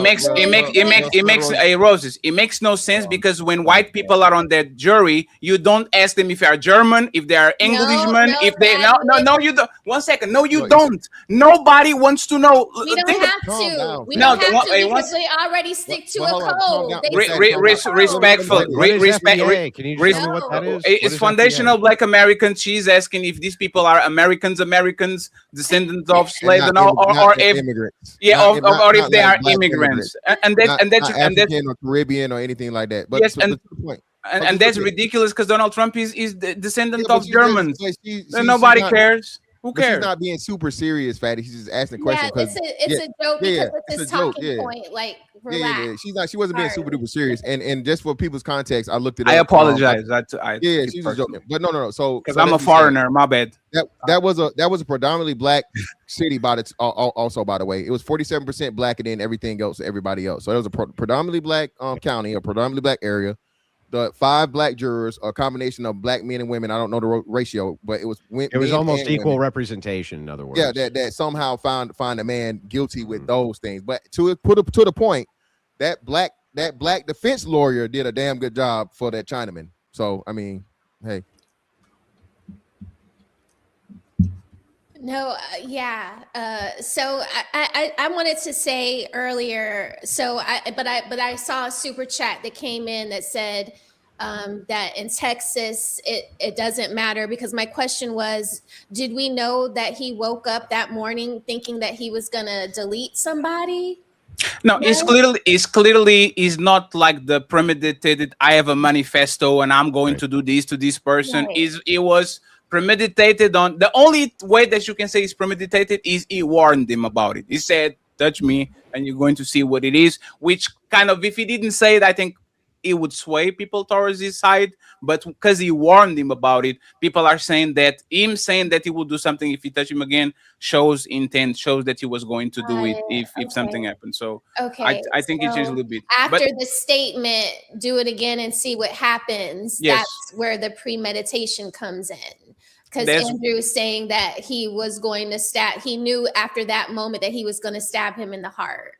I don't know if I agree with that part, but you know, here in Georgia, the law is we do definitely have the death penalty. The crime was committed after, you know, he was 17, so he would have that would have been off of the table. But as far as, you know, like, here this has happened in so many times, and you can't really explain the like racial aspects when you're in Georgia and you're playing a team from southern Georgia and you're in the metro city school, you're the metro city school. Like sometimes there's like a thickness in the air, you can't really explain it. I don't know if that has to do with like why he was so buffed up. I wish he would have made a better decision that day. I wish both of them would have made better decisions that day, but I don't think he should have gotten the death penalty. I think manslaughter, I agree with somebody that said that earlier. I think it was King Riches that might have said that. Like definitely some punishment on the table, but not 35 years. And not first degree. So, and Rosie, let me say this, right?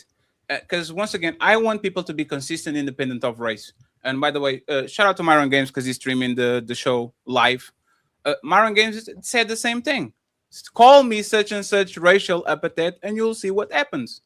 But if people are getting into his space and doing something to him, I believe that he has the right to defend himself. I'll be the first person to say, just because somebody, like a person comes to you, and this is again the story about consistency. If you can get offended by words when people call you a racial slur or something like that, that is going to bother you, and you say, I'm going to do something. What is the difference between we grown 30 years old and 40-year-old man doing that shit and a 17-year-old doing that shit? Be consistent. Fatty, can I ask you a question? Absolutely. Did you say Myron is streaming this? Yes. Okay, well, so Myron, if you're streaming this, you hear me. Stick around after the panel is done. I'll send a raid over to your channel. I think we got like 11 or 12,000 people watching live. So. Yes, sir. Thank you very much for that. And Myron, send me an invite to Fresh and Fit. I'm broke. I don't have $10,000. You're never going to get on Fresh and Fit, bro. I'm joking. I'm kidding. Andrew, it's fine. No, it's fine. You were where I were, Andrew, 3 years ago. So I have a hope that my untouchable empire be as good as your crucible. I'm just joking with you, brother. Thank you very much. No, don't worry about it. I put in a recommendation, like I've been on these panels before. Yes, but Andrew, let me lose some weight first because I don't want to show up like bloated. You see what I'm saying? Looking like me? Yes. I don't want nobody to call me fat fuck. I look like me? Yes. I've been losing a lot of weight for that exactly. But anyway. I'm going to move it to this because this is kind of like the controversial part of the show. Okay. Jeff Metcalf, the dad of the kid that was deleted, he had some very harsh words after the verdict was done. Okay. I think I clip it a little good so we don't get like it's TOS friendly. It's a very short clip. And then I want to ask a question to all the panelists. And then we read the super chats and we expand the conversation to the rest of the folks. Race card, black fatigue, it's real. I'm sorry. You're the only one in your family without a damn record. I guess that's something to brag about in your culture. I got a new name for Mello, okay? Because he was such this little boy y'all were trying to portray. How about watermelon felon? How's that one strike you, the boys? So if you want to talk about stolen land, yeah, that starts here.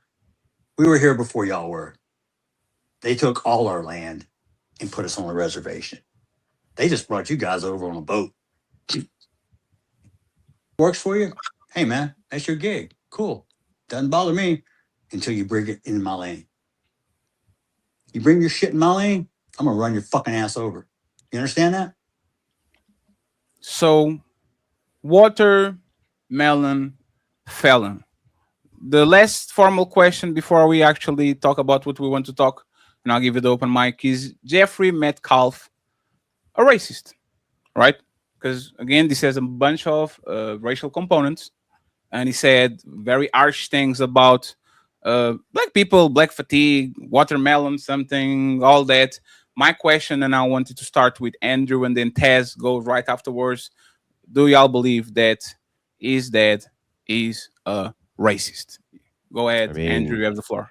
Might be now after seeing the reaction to all of this stuff from a lot of the prominent online black community. It wouldn't actually surprise me if he was, but I wouldn't attribute the word specifically to racism. And let me give you my reasoning for why. The guy would be honestly extraordinarily distraught. And I usually don't hold people to the words that they say when they're emotionally distraught, especially after the loss of a child, when they feel like there's been injustices against them. Oftentimes they lash out. So I wouldn't attribute the word specifically to racism or even racialism, honestly. Tez, do you think that his dad was racist? Oh yeah, it's quite obvious he's racist, and I mean it's actually sad because that level of racism that he operates within is why his son is dead. Maybe if he didn't teach that level of racism and operate with that level of bigotry, he wouldn't be in the sad state he's in now. But because he taught that level of racism, hatred, bigotry to his children, now his son's dead and everyone is supposed to care. Do you have any proof that he taught his sons bigotry and racism, or are you just making that up? Well, usually that's what happens, right? Fathers I don't want it down. usually. Do you have it? I'm just telling you what usually happens. Yeah, can you tell me? So you have no evidence for that? You just made it all up. Yeah, fathers teach their sons. Yeah, but Do you have a son? That's not any evidence Do you have a whatsoever. son? Do you have a son? That's irrelevant. It's called empirical. You know that's not empirical. That would be the opposite of empirical. What's the empirical data? Not. We can sit here and talk right now as fathers. Would you like to? Sure. What's the empirical data that he taught his son racism? Besides, you just made it up. The history of racism. The history of racism in this country has nothing to do with this. Nothing. Has nothing to do with whether or not he taught his child to be racist. What's your It has proof for everything that? to do with the question you just asked. What's the proof he taught his kid to be racist, dude? Do you have any or The not? generations of white people teaching nothing. their dead children about racism. Because And every white person did that. now, every time this happens, you're going to pretend like these children are innocent, like they ain't starting shit with black kids. He's dead because he walked up and put his hand on a black child. Now we hear his dad, and there's no reason to assume he didn't get that shit from him. The There's levels of entitlement that he operates with, the way he talks as if someone owes him something, the way he talks as if it's not his son's fault, the way he's able to blame everyone else for what his son did. Yeah, I'm assuming that his son got that entitlement from him. It's an assumption. Yeah, so you just made it up. No, it's not. It's not made up. It's an assumption. I made just up. told you why. Yeah, you assume it. And You know what you did? it's sad You're that you don't have assuming. an argument for that. There's no reason ever for me to So offer fathers evidence. don't instill Hang on. anything into their There's children. no reason. Ain't for me you one to of them ever- red pill goofies? There's no reason. I don't know No. your content, but I'm not. I'm like, red what the pill. hell happened? One second, Calm down. Tez. I'm Tez, not- if I'm you not a make red one pillar. second, Tez, if you make a statement, let him answer. Go ahead, Andrew. Yeah, finish your point. no, I'm not a red pillar. I'm a Christian ethicist. That's one. The second thing is that if you offer up zero evidence for a claim and literally say it's just an assumption, there's actually no reason for me to engage with that with an argument, because that in and of itself is not an argument. It's a vibe. You're just vibing out. Yeah, he taught his son racism. How do I know that? Because I don't know, because I made the shit up. That's it. That's all you got. Do you have any actual evidence of it at all? I'm not in their household, so I'm not going to pretend like there would be evidence of it. Like I told you, the evidence is the history of white people passing down racism to their children for generations, which is why it's still here. You as a white man, you're incapable of telling the truth about it. So now you want to make it seem like racism comes out of nowhere. No, it's passed down from generation to generation. And that's what he did with his sons. Yeah, so is abolition. That's passed down from generation to generation. All those white folks who were at the spearhead of abolishing slavery, especially in the Western nations where they never had done it in the East. The transatlantic slave trade, for instance, is a great example of this. And I can point out to you that it couldn't be a monolith. Not every white person clearly would be passing down racism. It would have to be some collective or some small group of white people doing this. How do you provide me the evidence that this particular white person did that and that this isn't him just being distraught because his son is dead? And your answer to that is, I can't. I'm just going to look at the history, condemn all white people. All white people are clearly doing this. No, we're not going to condemn all. We're not going to condemn all white people. We condemning him. And once you defend him, then you can receive the same condemnation because you're ignoring obvious racism and masking it with, well, he lost his son. Well, he lost his son because his son played tough guy. His son walked up on somebody else. His son may have been doing that because of the teachings that came from his father. So are you arguing that fathers don't teach their sons anything? What are you arguing? That would be a complete non sequitur that I would be arguing. Well, it would be sequitur because in Jeff's video that he just played, Jeff attacked black fathers. You do know that, right? That has no bearing on whether it absolutely does. No, if he can attack black fathers and say we're not, but make sure you're answering the question. The man attacked black fathers. Answer so your why can't we question? Right. Because so make sure you don't have any evidence he taught his son racism and that this isn't a response to the fact that a young black guy killed his son. And so he's obviously distraught. That's completely rational and reasonable. And you have no evidence to the contrary. You're just making shit up, dude. I'm not making anything. He said these things. He said these things. Don't have proof he taught his son racism, do you? Yes or no? No, there would be no proof. I'm not in their household. So I'm not in their household. So you just I'm not in their household. So you're making it up. No, I'm assuming. I'm assuming. Making it up. You just it's going off based off the evidence. It's going based off the obvious evidence. Yes, we do. Yes, we do. A regular, normal person does not walk up to another person and push them and say, "Get away from here," for no reason. They don't do that. But first of all, you were in high school just like I was, I'm sure.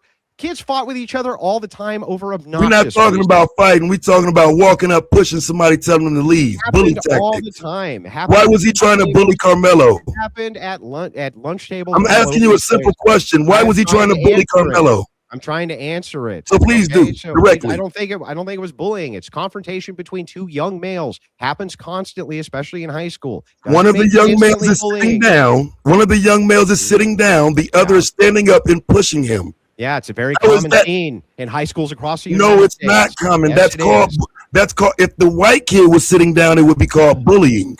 Are you aware of the studies and data and statistics that show that black children are treated often worse in these public schools because of situations like that? No, I'm not, because most of the studies that you're going to cite are garbage, and I can point out how. Right. I'll tell you what. Here. Right. So you'll dismiss all evidence. You'll dismiss. Hey, fam, don't change. Don't try to change what I'm saying. Don't change what I'm saying. I'm not finished with my statement. Stop running. You're just making shit Stop up. running. There are plenty studies to show it. And show again, name one. The data's. Hey, relax, because that's not what I'm asking you. What I'm asking you. I don't intend to name one. Because you don't have one. You're just making shit up. When I ask you if you're aware, you said you're aware, and you want to argue the validity of it. Cool, as long as you're aware. So since you're aware, I'm telling you that it would behoove you. It would be better for you to teach white children to keep their hands off black children, because I'm never going to tell a black child that it's okay to run from a white child bullying him. And you don't seem to have any issue with a white child walking up to a black child and pushing him. You don't seem to have an issue with that. I don't understand how you get to the idea that Andrew Wilson thinks is perfectly appropriate for white children to go push black children to push white children, versus the idea that there's escalation which ends in a knife to the chest That is not how you would even deal with Where bullying. did the escalation begin? Stop, man. That's crazy. That's not even how you would deal with bullying. Where did the escalation begin? The second portion here that you have to look, regardless of who started it, the escalation, I can point to the evidence from the transcripts of where there was escalation from Karmelo Anthony. That's one. The second thing is, where does the escalation begin? You gotta let me walk through it, and then you can make your counter argument. The second part here, that we're looking at, I ask you, what is the evidence that this guy actually taught racism to his kid because he went on a rant, that cited watermelon felon, this type of shit? What is the evidence that his son getting murdered by a black person, him seeing the outrageous things on black Twitter and things like this about his son, that wouldn't drive him to make a video like this versus you saying, no, he's just institutionally racial, and he always was teaching his kid racism, which you, by your own admission, have no evidence for. Then you try to cite studies. You can't name a single one of them. It's like, at some point, I need a coherent argument from you, dude. Right. I've given you multiple, and for some reason you do not want to deal with. So let me just ask you a direct question. When do you say the escalation starts? Yeah, so at the beginning of this thing, I would say that the escalation begins the second that there's a confrontation. Now, you could say that Metcalf was escalating at that point. I'm not sure that I would call that escalation necessarily, but confrontation.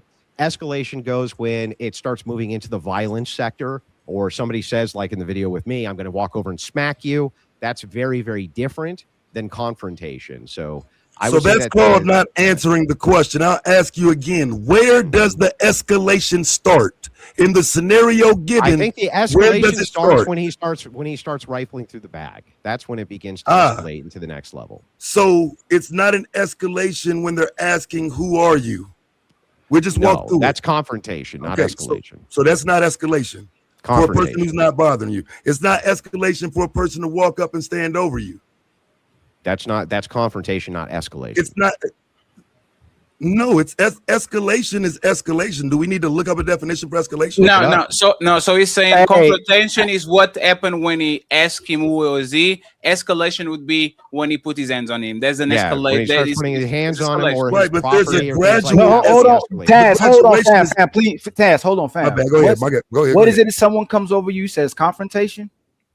Yeah, confrontation versus escalation. So then that would contradict what you said about what he did when he went into the tent. He did a confrontation. He didn't do an escalation. That would contradict what you're saying. If someone does the confronting and someone comes into the space, is confrontation, not escalation.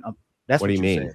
No, confrontation is the original act. Escalation is everything that brings up. So you said the original act is who are you? Escalation is everything that happens afterwards. Yes. So the shove, then that would mean Karmelo did the confrontation, and then Austin did the escalation, right? No, because no, that wouldn't track because go ahead. The second it was the case that Karmelo said, like, I'm gonna fucking, I got something for you, something like this. That would be considered escalation. We're now outside of confrontation, and we're in the arena of this is going to perpetuate into violence. That's when you get into escalation. So yes, but when you if I make if I make a confrontation, to give you an example of this, if I'm confronting you about something, it could get very hostile, but that doesn't mean it'll ever be violence. There's no threats. There's no nothing like this.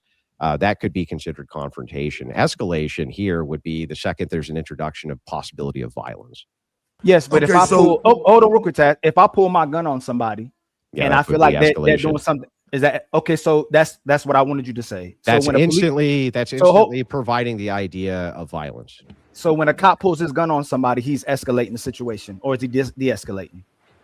Well, he could be de-escalating the situation. That's true. It's context specific, but if you're talking about, I would say that that's out of the arena of just confrontation. But aren't you being selective when you say it? I would say if someone breaks, I would say that's out of the arena of confrontation at that moment. Yes, but you're being selective when you want it to be escalation or de-escalation. Just like when you responded back to the guy, I don't know what his name is. You said that was de-escalation. But if the kid says, "Touch me and find out," I said it can be de-escalation. Yeah, no, and I'm saying it can be as well too. If someone breaks into my house and I point a gun at them, that can be de-escalation. Or escalation, right? If I say, "Hey, get out my house," or "I'm going to shoot you," that's de-escalating the situation. Depending on context, yes, it can be de-escalation. Yes. So if nobody was physical prior to the shove, but he told him, "If you touch me, I'm going to escalate." Didn't he escalate the situation by putting his hands on the young boy? If the young boy says, In that particular context, I'm not saying that Metcalf didn't assist in escalating No, the situation. Andrew, if So me and what you do are you going mean? back and forth, and we're argumentative and we're yelling at each other, and then I pull a gun on you. Oh no, I say that one more time. Am I de-escalating the situation? Then or you're am I escalating.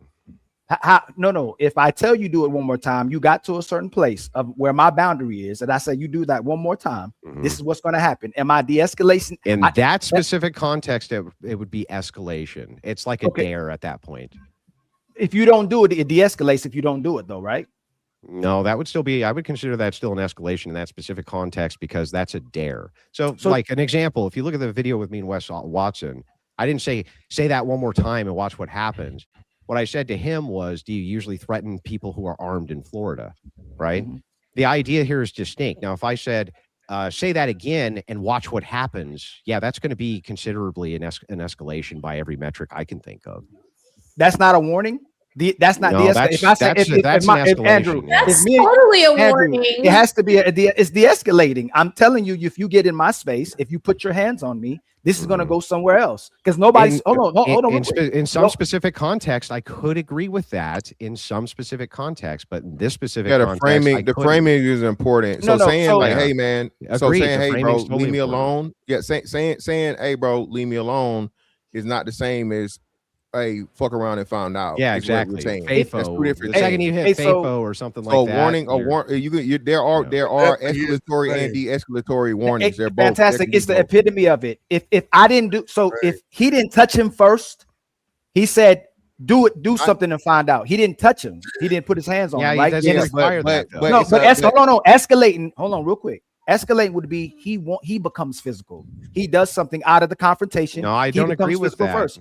But you're choosing not to agree with it. If me and you are arguing, because I don't think that definitionally this would hold up. Whoever becomes physical, here, I'll prove it. Hold on, Andrew. I didn't interrupt you. Hold on, Andrew. Go ahead. Whoever becomes physical between us is the one who escalates it. That's if we're arguing, how can you prove that? Yeah, so I think that just doing a basic consistency check, you would disagree with your own position here, right? So if you say it's the distinction between confrontation and escalations when we start moving into the physical violence mode, do you agree with that?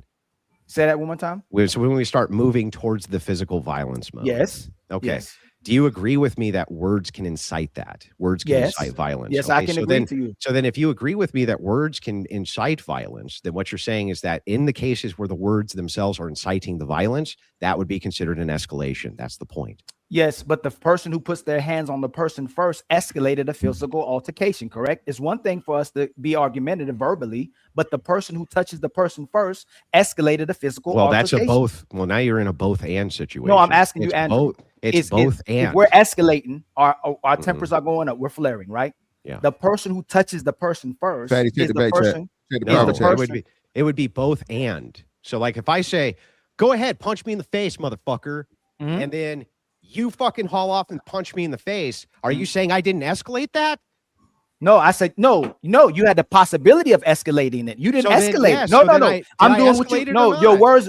Andrew, you believe words matter. We had two people in our spaces, or one outside the space, that were supposedly escalating each other, but both of them never touched each other. But whoever touched the person first would have physically escalated the situation. So I'm asking you. It would be both and. But nobody touched each other. Nobody fought. That's not the requirement for escalation.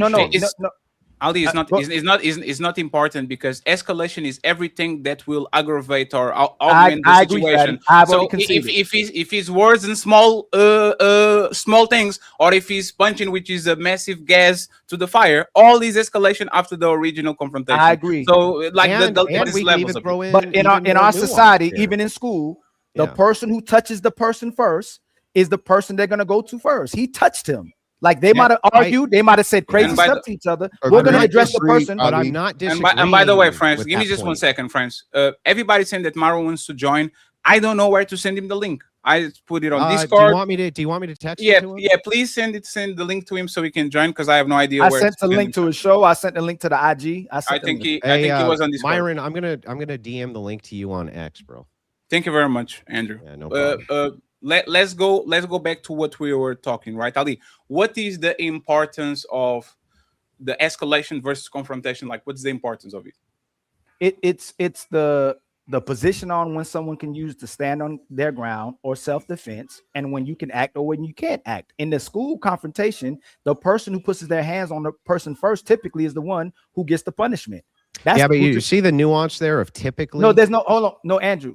I've worked in the school system for 15 years. Kids can talk to each other crazy all day long. The person who puts their hands on the kid first is the one who's going to get the punishment. Yeah, but we're not talking about what their policy is. We're talking about what escalation is. Yes, and but so, no, so hold hang on.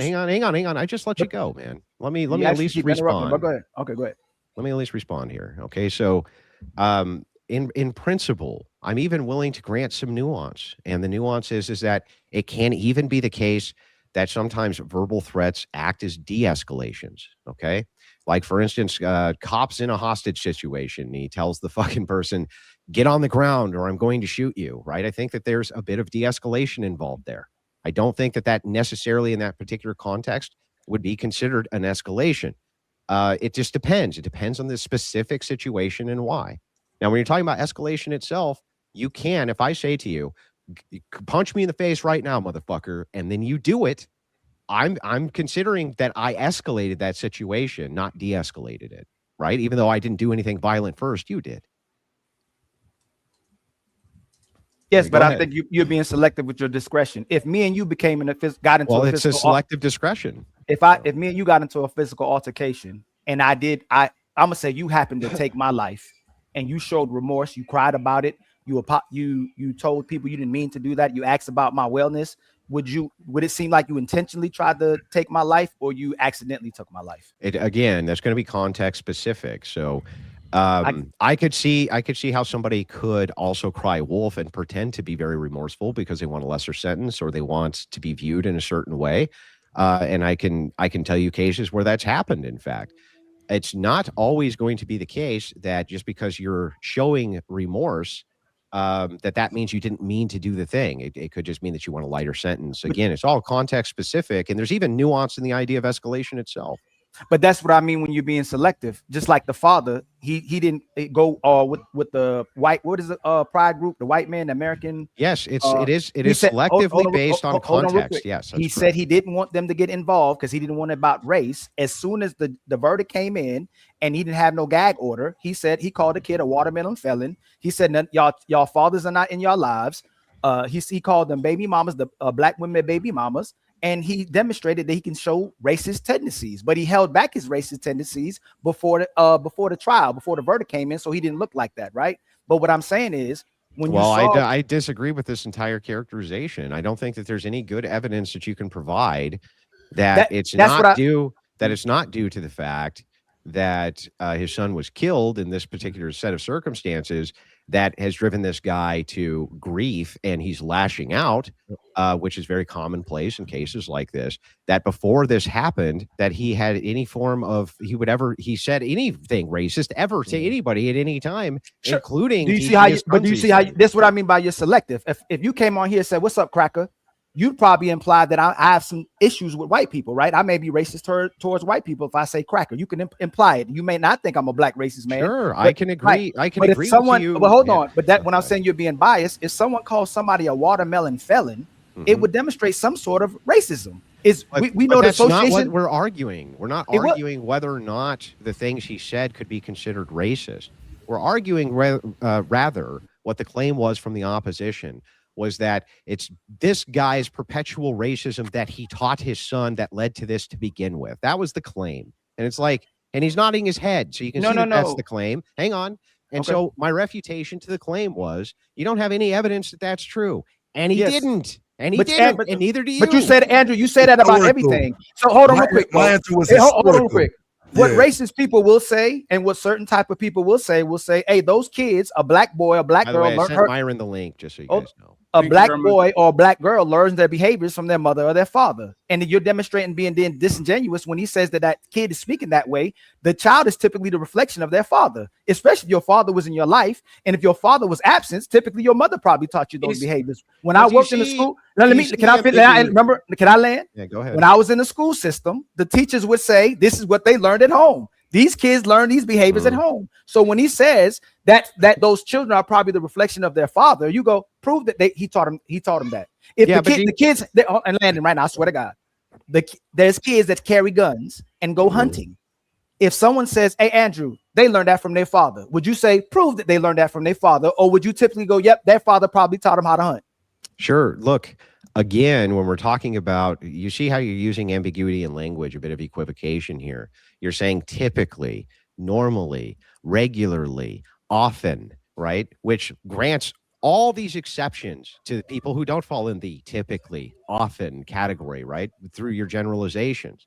In this particular case, we're talking about something that's hyper specific based on a claim which is designed to impugn somebody.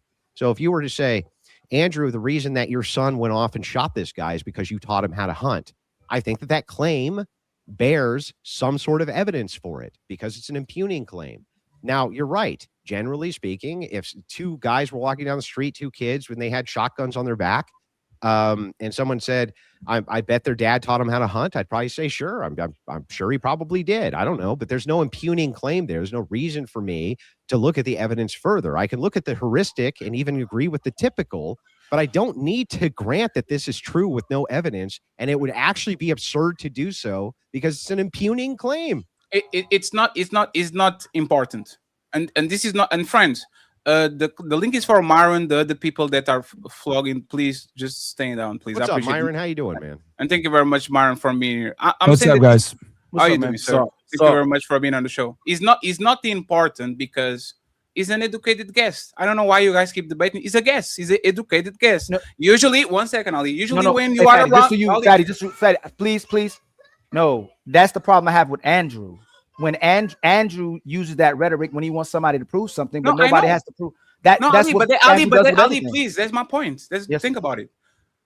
This is the debating. Prove your claim. We can prove it. He's an educated guest. Just like when y'all talk about the black community and you say this is these baby mamas and this is these black people, y'all don't have no proof because that black person that is bad might be watching a YouTuber and he's taking influence from Andrew and Fatty. Like, he's an educated guest, just like you talk about the black community, and all you do is educated guess because you can prove that baby mama, that the man was absent, caused that kid to be ABC. We can do. That's the point. It's not important. We can do educated guess too. The prove it shit is just a debate, bro. Type of prove it. But don't you think it's unreasonable to say, well, but Andrew, you're doing this too. It's like, when am I doing this? When am I saying these things? What are you talking about? I just think that it's not important. Like, we're dying on a hill that is not significant. Marwan, and I want King because King is then talk. I'm going to grab a pack of smokes real quick. I'll be right back. Thank you very much. Chocolate, please. No, not the other ones. Marwan, I know that you were watching the show and all that. Before you actually make a statement, I have a question for you, right? Mm-hmm. Like, if you made this statement when those people were calling you like racial slurs, that if they did that to your face, you do what? Like, what is the moral high ground that you have for literally like tell that kid that if you do this to me or what? Like, what is the difference between both of the cases? I don't really understand your question. So there was like people are accusing you on X, like you say, words shouldn't matter. People shouldn't be riled up when people get in each other's faces and all that. And then like you have videos, or especially a particular video where you are talking about people that are kind of like harassing you. And you are saying, if y'all did this to me, I will do that to y'all. Like, what is like, why do you get the benefit of the doubt and you get sympathy from people? Yeah, this is clearly acceptable. And when something happens like this, you kind of like fall back and you don't understand the reaction to what caused that. I don't know what particular instance you're talking about specifically. I don't know. But what I will say is I think, violence should be avoided at almost every situation and should only be used as a last resort to defend yourself from, obviously some kind of serious bodily injury or death. Yeah, but so once again, friends, I don't want y'all to think this is ambush or something. I want y'all to own your words and be consistent. Let's see what happened there. Guys, the truth, even if it doesn't fucking benefit me, it does not benefit me to say anything negative about blacks. It does not benefit me to be critical of Islam. It doesn't. And as a matter of fact, I get a lot of hate for it. I got these stupid ass Pakistani dirty niggas in my chat talking about haram this, haram that. You're a kafir that, murtad, all these other bitch ass shit that if they had told me this shit in person, I'll fucking punch them. Call me murtad to my face, I'll fucking knock you out. Extremely disrespectful shit that they would never fucking say to me in person. Ever. Because they know that it would be... Doesn't that contradict what you said, that violence is the last resource and all that? I'm glad that you brought that up. Go ahead. So that's in context of a lot of people. I get death threats all the fucking time, obviously, by being the person I am and having the views that I have. So this was during a period where I was talking and being critical about praying at Times Square being like retarded and not an intelligent thing to do in the United States.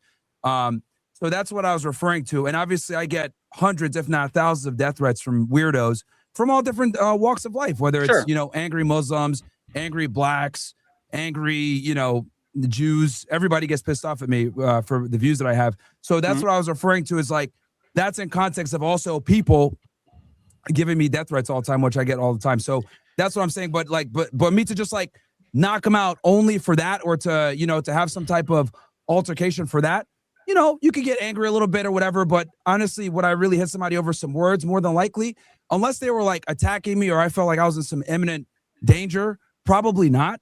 Right. And by the way, but it's important to understand that that was in context of me getting hundreds of death threats from these fucking guys. Because I think people know when you talk about the Muslims, and as Andrew could talk about this, if you criticize them, they come at you crazy. One second, friends. Let him land, please. These other extenuing circumstances that make it okay for y'all. I don't understand that. There's actually no. One second, friends. 1 second. So, but that was not the context at all. You were reacting to people in your chat. I know. One second, please. Andrew, I'm telling you what was going on. I know. I'm telling you what was going on during that period of time that led to that. Okay. You're not the one getting hundreds, if not thousands of death threats. You're not the one people sending your address to you saying, oh, I know where you're at, whatever. I literally get calls all night from weirdos. You're not getting that. So I'm telling you, that's what was going through my mind. That was what was going on when I said that. Now, obviously, if I were in some kind of altercation with someone and they said, oh, you're a murtad, blah, blah, blah, I'd probably walk away. People have talked shit to me in person before, and I'll be like, all right, bro, if you're not going to do nothing, get the fuck out of here. And I'll just walk away. I typically try to de-escalate situations, not escalate. Sure. I just wanted consistency, because once again, well, can I take you to task on this here, Fatty? Oh, absolutely. What's the contradiction? Even if it was the case, hang on. Let me ask a question. Sure. Even if it was the case that Myron here said that violence should always be the last resort, but he resorted to violence himself as the first resort, what's the actual contradiction there? Is because he made a definitive statement. So? He said that we shouldn't do that over words. And in this video, like I am showing y'all, he says that about words. Is That's people not in the a chat? contradiction. No, 1 second. Hey, Andrew, let's strip down the debate thing.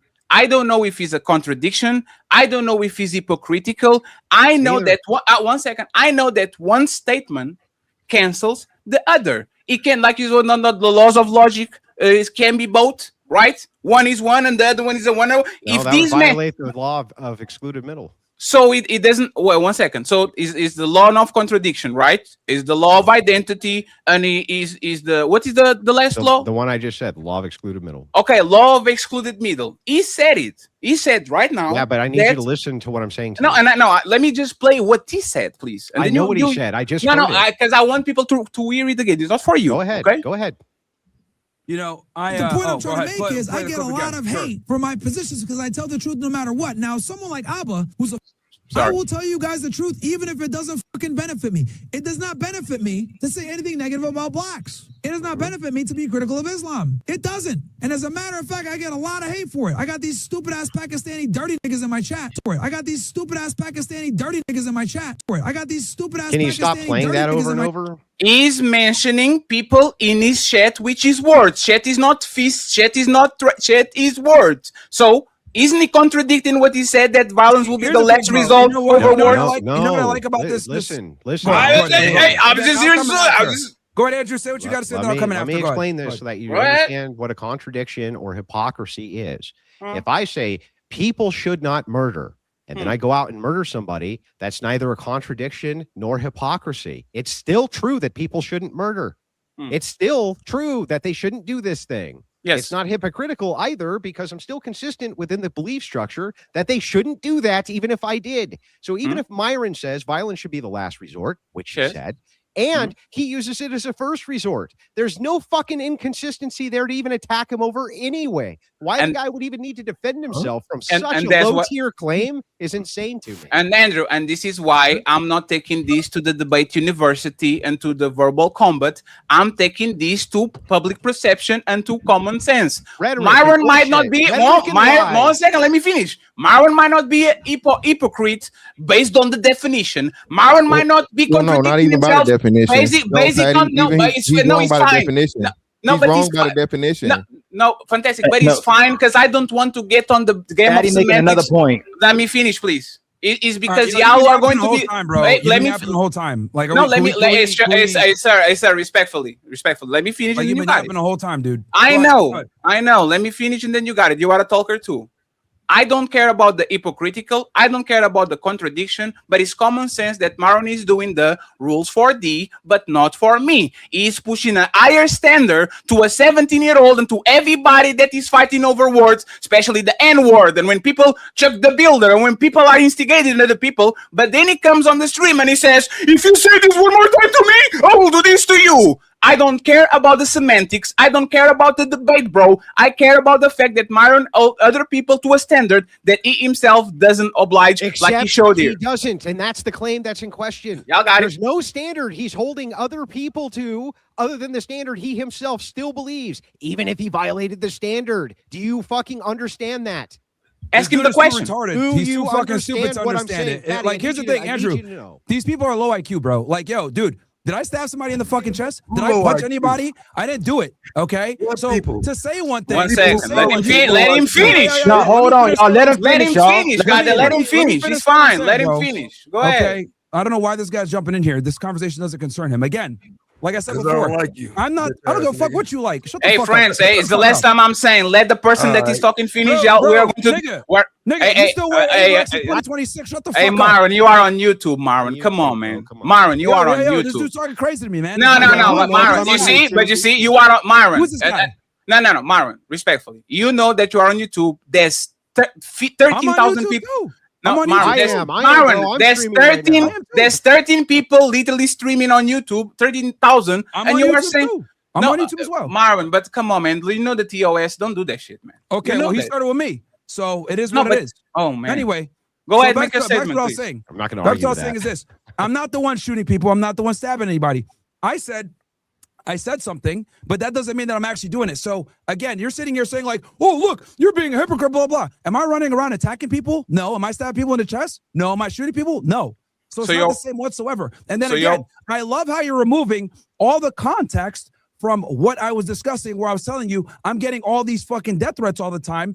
That's what I was also obviously including in what I'm saying. That factors into what I'm saying when I'm saying like, oh, if somebody comes up to me, calls me a murtad to my face, because I'm getting death threats from these guys all over the place. And anyone that criticizes Islam or any type of Muslims in New York City, they'll tell you, oh, they come up to you all the time. Andrew's gotten hundreds of death threats from these guys. So when I was saying, come up to my face and say that, okay, that's within the context of me getting hundreds, if not thousands, of death threats from these people. But am I going to run around and knock somebody out just for simply calling me a murtad and nothing else? No, bro, I'm going to walk away. I'm not the one doing all the fucking violence bullshit. I don't believe in it. Unless you have to defend yourself, like I said before, from some type of imminent injury or danger or loss of life or whatever.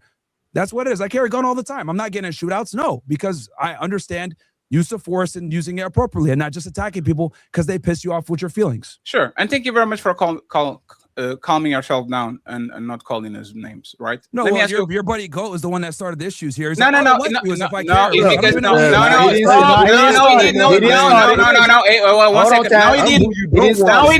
he didn't. Because you what? Hey, Taz, 1 second. You called us low IQ. You called us word like you being because you're bringing up that's a low IQ thing to bring up that clip as if look, you're a hypocrite. Am I running you around just said he started it though. No, you said he started. You changed it. You're changing it. Myron, you said he started it. No. The other dude, Goat, said some dumb shit. No, but you started it. No. This dude, Goat, said something about I don't like you or whatever. I was like, I'm not talking to you, so who cares? After you say what you said. Okay. After you say what you said. What did I say? That this is a low IQ comment? Low IQ are words, yes. Yes, because you don't understand, okay? Because you're over here. Andrew Tyson's trying to explain it to you a million times. You just don't understand it. You got this clip. You got this clip, and you're like, look, I got this guy. And it's like, bro, what is that supposed to prove? What is that supposed to prove? Am I running around punching people for calling me a Murtad? Hey, I'm Fatty, not. real slow, please. Just Fat, I swear I'm not. Andrew keeps telling us Andrew keeps telling us to prove things. He made an assertion about you. You get to make an assertion and nobody has to prove anything. You both don't have to prove it. So you called us low IQ just because you came up here and didn't like what we said. It was nothing about you having to prove it or us having to prove it. You just went straight to understand what he was trying to explain. Myron, you just came on our panel. Myron, you came on our you came on our panel for the first time and calling people low IQ. Can you prove that the people on this panel are low IQ? Did you prove it? Excuse me. No, excuse me. Did you? No. That's wrong what I said. See, I'm fixing what I said. Did you prove it before you said they're low IQ? Did you prove it? And then did Andrew ask you to prove it? The point is this. Every time y'all get into a disagreement with somebody, not you mostly, Andrew will do that. Prove it. But he doesn't have to prove it, and you don't have to prove it. That's the point that Fatty's trying to make as well, too. Y'all just making assertions and making statements that you don't have to prove, but you want the person that's speaking to you to prove it. And I was listening to the conversation before with the whole Carmelo Anthony thing, right? Sure. So when I'm saying, because obviously, I was listening to what Andrew was saying, and he was trying to explain concepts to you guys. And then with this guy Fatty brings up that clip, and I was like, oh man, these people are hard to. They just don't understand shit. So when I'm saying low IQ, I mean as in your legal analysis is low IQ. It's retarded. Your name should be Dr. Retard. And then for the guy Fatty, who I can't understand anything this motherfucker's saying because he's a foreigner. The reality is you guys just don't understand certain concepts. Someone's got to come in and tell you. You're a foreigner. No, it's fine. Hey, stop. Hey, everybody stop. Hey, friends. Everybody stop. Hey, I can. Myron, 1 second. Myron, I accept that. Myron. Hey, Myron. That's no, Myron, 1 second. Fucking retarded. Someone's got to tell Myron, you. I accept it. Myron, I accept it, right? You're fat. Who gives a fuck what you think? I know, and you have a bald spot on your head like a halo. I know, we both have problems. You yes. Sunglasses inside. No one understands what you're saying. You're a fucking foreign fat fuck. Nobody cares. You got no motion besides your stomach moving because you're fat as fuck. We got Dr. Retard in here. We got this nigga Goat who literally looks like a fucking dude that still wears South Pole in 2026. We got a bunch of chimpanzee retards on here that don't understand basic literally concepts. look like a it's hey, friends, it's fine. Hey, Myron. Myron, Myron, now 1 second. Okay. Myron, and then we got Myron, 1 second. Myron. Hey, Myron. No, Myron, I accept it. Hey, Myron. You fucking losers. Hey, Myron. Myron, I accept it. You know, ridiculous. Let me finish, please, Myron. I accept it. Myron, this is Myron. You can't even speak English, bro. Nobody understands you. You can't even ask a question properly, you fat fucking retard. It's crazy fine. To me. Myron, Holy let me. Shit. Can I answer that? Can I reply? 5 IQ panel. Can I? We are done. I'm gonna fucking die over here. Stop it. No. It's so. Let me answer, please. Let me answer, please. Okay, let me answer, please. Ask your question, retard. What you got to say? Okay, so Myron, you call us low IQ based on we don't know the law. I can have the highest IQ in whatever thing. Let me finish. You see, you let me finish. Why are you afraid? Why are you afraid of me? Why are you afraid of me talking? Why are you afraid of me? Why are you afraid of me talking? Why are you afraid? Why are you afraid of me talking? Anyway, okay. Why are you afraid of letting me talk? Go ahead, fat boy. Go ahead, fat boy. Okay. Okay. So, Myron. Okay. First, you didn't prove that we are low IQ. Because we can be, well, let me finish. We can be very high IQ and know nothing about law. That's the first one, right? Since Andrew went to debate. We can be engineers, astronauts, do things that have high functioning level and not know nothing about law. So we not knowing the law doesn't make us low IQ. Second, I'm a foreigner. Totally fine.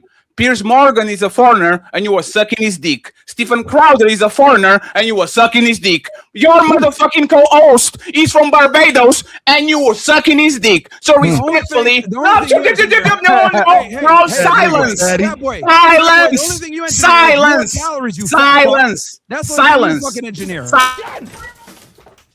I let you finish. You are going to let me finish. Silence. You engineer calories. Silence. You engineer calories, fat boy. Silence. That's what you engineer. Silence. That's what you engineer. Let's get silence, sir. Silence. You're a fucking retarded monkey chimpanzee fuck. Get the fuck out of here, man. I'm freezing to you niggas. Get the fuck out of here, bruh. Yo, can I go? Literally, that's what this is, bro. Hey, friend. I am here. I'm the zookeeper to Can I niggas. go? Okay, now, hey, friends, 1 second. Hey, 1 second. I got you. Niggas. That's Hey, what let me ask Andrew. Hey, let me ask Andrew a question. We're tired of you fucking dumbass, retarded racist niggas. Shut the fuck up, you chimpanzee retard. Okay, thank you. No, everybody quiet. Everybody quiet. Everybody quiet. Everybody quiet. Don't bite. Don't bite. Everybody bro. quiet. Don't bite. Everybody Don't bite, quiet. Hey, Andrew, I want to ask you something, Andrew. Right? Racist calling people racist. Andrew, please, can you unmute yourself? I have a question for you. Andrew. All right. Is Myron chimping out? Is Myron showing the behavior that he complains about the black community every day by not having impulse control, calling people names that didn't call him names, calling people down, calling people obtuse? Don't chimp out. Don't chimp out, sir. Don't chimp out, sir. No, you're an orangutan. I accept it. Thank you very much. I appreciate it. Right. Yes. So now, Andrew, is Myron displaying the behavior that he complains about every day on his panel by chimping out right now? What's your opinion? What's your opinion, Andrew? I really want to know about this, Andrew. We're just clowning y'all niggas. You guys are fucking idiots. No, it's fine. I'm not talking to you. I'm not talking to you. You could barely speak English. I know. I speak English. I know. You literally have titties. You're wearing sunglasses indoors. We don't take you serious. I know. You're wearing Andrew, are you co-signing Myron? No, we are going to let Andrew. Why is the woman talking? Be in the kitchen, bitch. Get the fuck out of here. Hey, bro, can I go? Wait, just one. Can I please? He being the nigga that he talking about. He being the nigga that he talking about. He showing how bad he is. Look at why y'all won't let me go? Now it's because we want Andrew to answer the question: is Myron chimping out? No, he came into. Why? Well, Okay, fried chicken connoisseur. Do you want me to give you the explanation? I'll give you the explanation. Yes, and by the way, Andrew, I wonder why you were so upset when somebody broke the TOS a couple of minutes ago by saying something that they shouldn't. And these men literally are going to make us private this shit and kind of edit and all this. And you are smiling and laughing, knowing that this can jeopardize all the channels, but it's fine, right? Okay, so totally fine. Do you want me to give a defense here? I'll give you the defense. So, I want you to explain to me why is he not chimping out when he didn't do nothing to this man? We did nothing but nice to this man. First and foremost, right? I don't want the TOS broken, obviously. I can't help that shit's funny though, and I'm gonna laugh at it. Okay, a lot of you guys want to laugh right now too. Like, look at Mr. Fantastic. He thinks some of this. Oh shit's no, funny. trust me. I'm the one who's be talking to everybody wants to laugh, but I'm just Yeah, it's just funny. Okay, some of the shit's funny. What do you want me to do? I can't help what I laugh at. Anyway, no, he notice came how in. much he's breathing, bro. This dude's taking 7 breaths for my one. This nigga's fat as fuck, bro. Myron why are you breathing all our air, bro? 4v1. Like what? I point out to you, he's not in a violation. There's no contradiction. There's no nothing. You won't engage with that. The gentleman below me, Dr. Ilkins, Ali, says, well, wait a second. Andrew doesn't have to demonstrate or show evidence for a claim. But that's exactly what I did by showing you how there's no contradiction, anything like this. I'm walking you through what's called a logical claim, giving it to you in premise form, showing you that's evidence. Bro, he's Dr. Retard. Andrew. You can't read what this guy is. Dr. Retard. You didn't answer his question. You can't take these people seriously. Dr. And we're not going to and we're going to show the demonstration. We haven't disrespected anybody on the panel. He's been the disrespectful one. He's asking. Ali, check the DMs. No, one second. Ali, check the DMs. Hey, one second. One second. No, hey, 1 second. Hey, Andrew. You know what? You know why I know that Ali is right? Because when Tez was calling you white boy and all these things, we literally stopped it and said, let's not make this racial. Let's not go. Let's talk about the argument because both of y'all seem informed. Myron sees the moment he got here until now, bro, he's not having no argument, no nothing. And you know what it is, Fatty? Ali, check the message. I got you. A basic but argument. But the real fucking dumb. We got Dr. Retard talking. I hear you, Fatty. The real thing is when they do counterintelligence, he has to act like this. They don't act like this to people they really think is stupid. If you're gonna mute, Myron, hey, Andrew, he's literally talking. He's literally y'all. Right, look at y'all gone. Look at your. If y'all both gonna go then, because y'all when you. This is Sparta.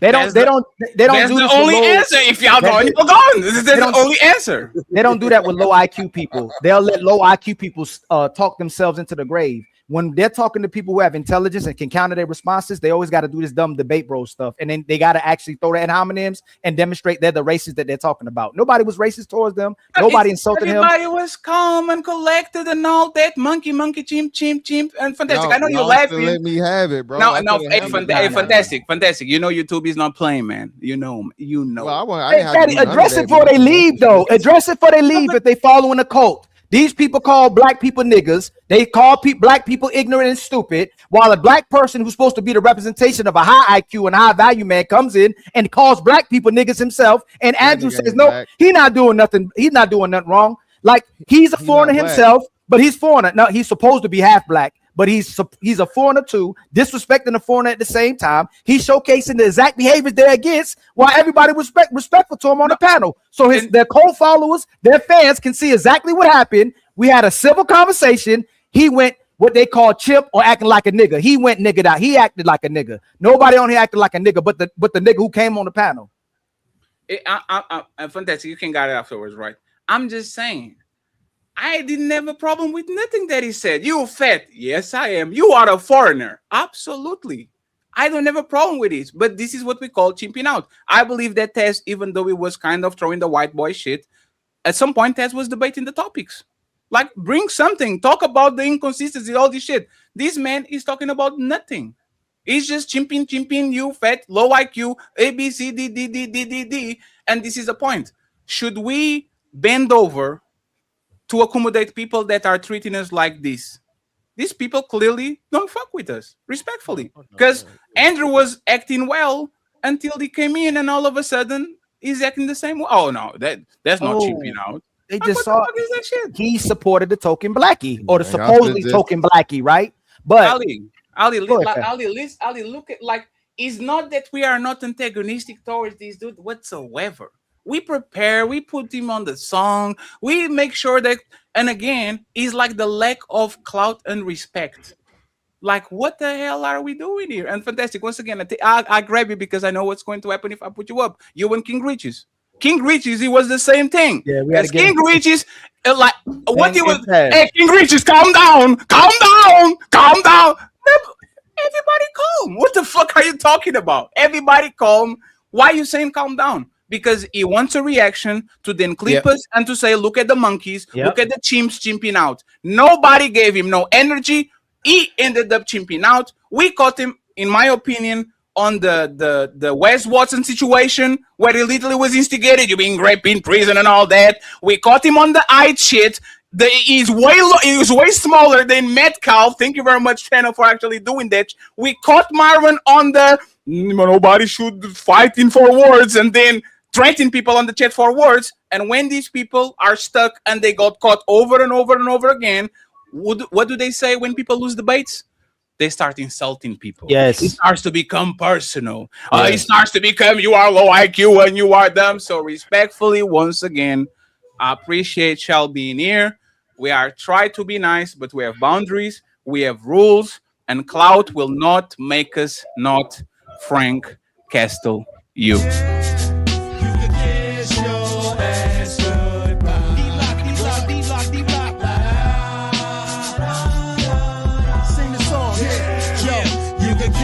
Your ass goodbye.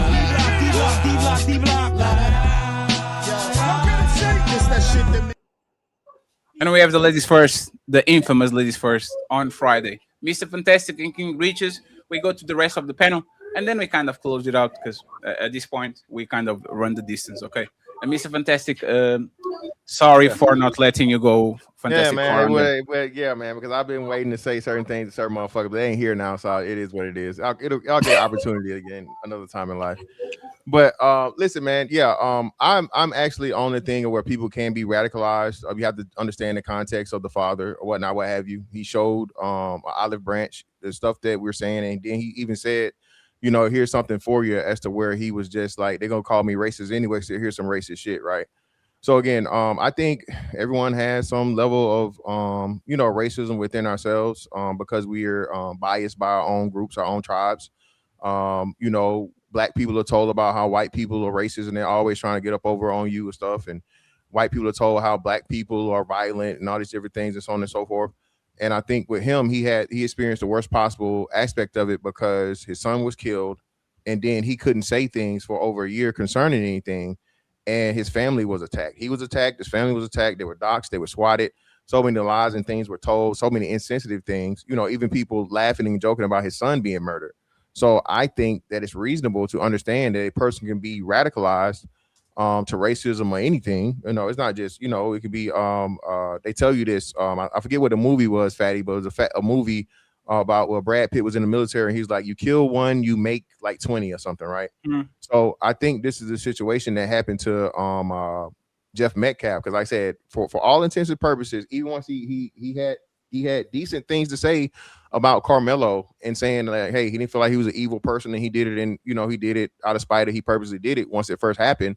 And then the thing that happened is when he tried to go to the prayer conference or whatever. I'm sorry, he tried to pray with the family when they had the press conference, and the idiotic family representative dude or whatever, you know, didn't want him to be there and they kicked him out. So from that point on, with him being, you know, under the gag order and having to listen to so many things, bro. Hey, I mean, I don't blame him. I can't stand niggas that time my damn self, and I'm black. So I could totally completely understand, you know, if a whole group of people were doing all of these crazy wild things over the death of my son for over a year and I couldn't say anything. So yeah, it is what it is.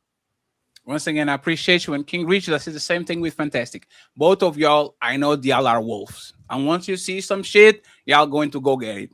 I just wanted to make sure that y'all don't do it because it's a trap, man. The calm down is the most cowardice shit that you can do to a grown man. The man is clearly calm. He's not doing nothing. Calm down, man. Calm down, man. You want him to do something so you can go ahead and show how uncivilized we are. We're not. So go ahead. Funny thing, both of y'all, Fantastic, King Richards, and Taz. Thank you, y'all, to just comment out. That's what they wanted to do the whole time, to say we escalated and did it. That's all they were looking for. They don't want to have the actual conversation with people who do have intelligence. They want to have the conversation with people that can't have the conversation. So thank y'all, all three, for just like calming yourself. And not the ladies. The ladies smell the roses. Yes, and smell the roses. Controlling yourself as well too. They show they behind. So thank you so much for smell the roses. Is doing USA. And SH showing decorum. Man, no, SH didn't show no decorum. The famous So rest in your femininity. Go ahead, King Regis. Go ahead and give us your thoughts, and then we go to the rest of the Yeah, so that Andrew guy, he was getting under my skin slightly, but like, you know, I started to come back to my senses. I realized he was trying to trigger, get a moment, like, oh, look at this black guy, So, you know, I just pulled it back in. In terms of the dad, if he wasn't racist before, he's racist now, 100%. Yeah, like he's lost his son.